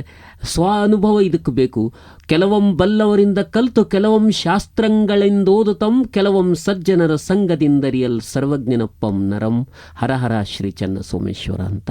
ಹಾಗಾಗಿ ಕೆಲವೊಂದನ್ನು ಬಲ್ಲವರಿಂದ, ಕೆಲವೊಂದನ್ನು ಶಾಸ್ತ್ರಗಳಿಂದ ಓದುತ್ತಾ ಮತ್ತು ಸಜ್ಜನರ ಸಂಘದಿಂದ ಈ ಎಲ್ಲ ವಿಷಯಗಳನ್ನು ತಾವೆಲ್ಲ ತಿಳ್ಕೊಂಡು ಒಂದು ಹೊಸ ಜೀವ ಒಂದು ಭೂಮಿಗೆ ಬರ್ತಾ ಇದೆ, ಹೊಸ ಜೀವದ ಆಗಮನ ಆಗ್ತಾ ಇದೆ ಅನ್ನೋದನ್ನು ತಾವು ಗಮನಿಸಬೇಕು ಅನ್ನೋದನ್ನು ಮೇಡಮ್ ಅವರು ಭಾಳ ಚೆನ್ನಾಗಿ ಹೇಳಿದ್ದಾರೆ. ಡಾಕ್ಟರ್ ಸಂಧ್ಯಾ ಮೇಡಮ್ ಅವರು ಈ ಜಿಮ್ಸ್ ಆಸ್ಪತ್ರೆಯ ನವಜಾತ ಶಿಶುವಿನ ವಿಭಾಗದಿಂದ ಇಲ್ಲಿಗೆ ಆಗಮಿಸಿ ಬಹಳ ಶ್ರೇಷ್ಠ ಮಟ್ಟದ ಸಲಹೆಗಳನ್ನು ಕೊಟ್ಟಿದ್ದಾರೆ. ಈ ವಿಷಯ ಕುರಿತಾಗಿ ತಿಳುವಳಿಕೆಯನ್ನು ನೀಡಿದ್ದಾರೆ. ಅವರಿಗೆ ಹೃತ್ಪೂರ್ವಕವಾದಂಥ ಧನ್ಯವಾದಗಳನ್ನು ಅರ್ಪಿಸ್ತೀವಿ. ನಮಸ್ಕಾರ ಮೇಡಮ್. ಧನ್ಯವಾದಗಳು ಸರ್.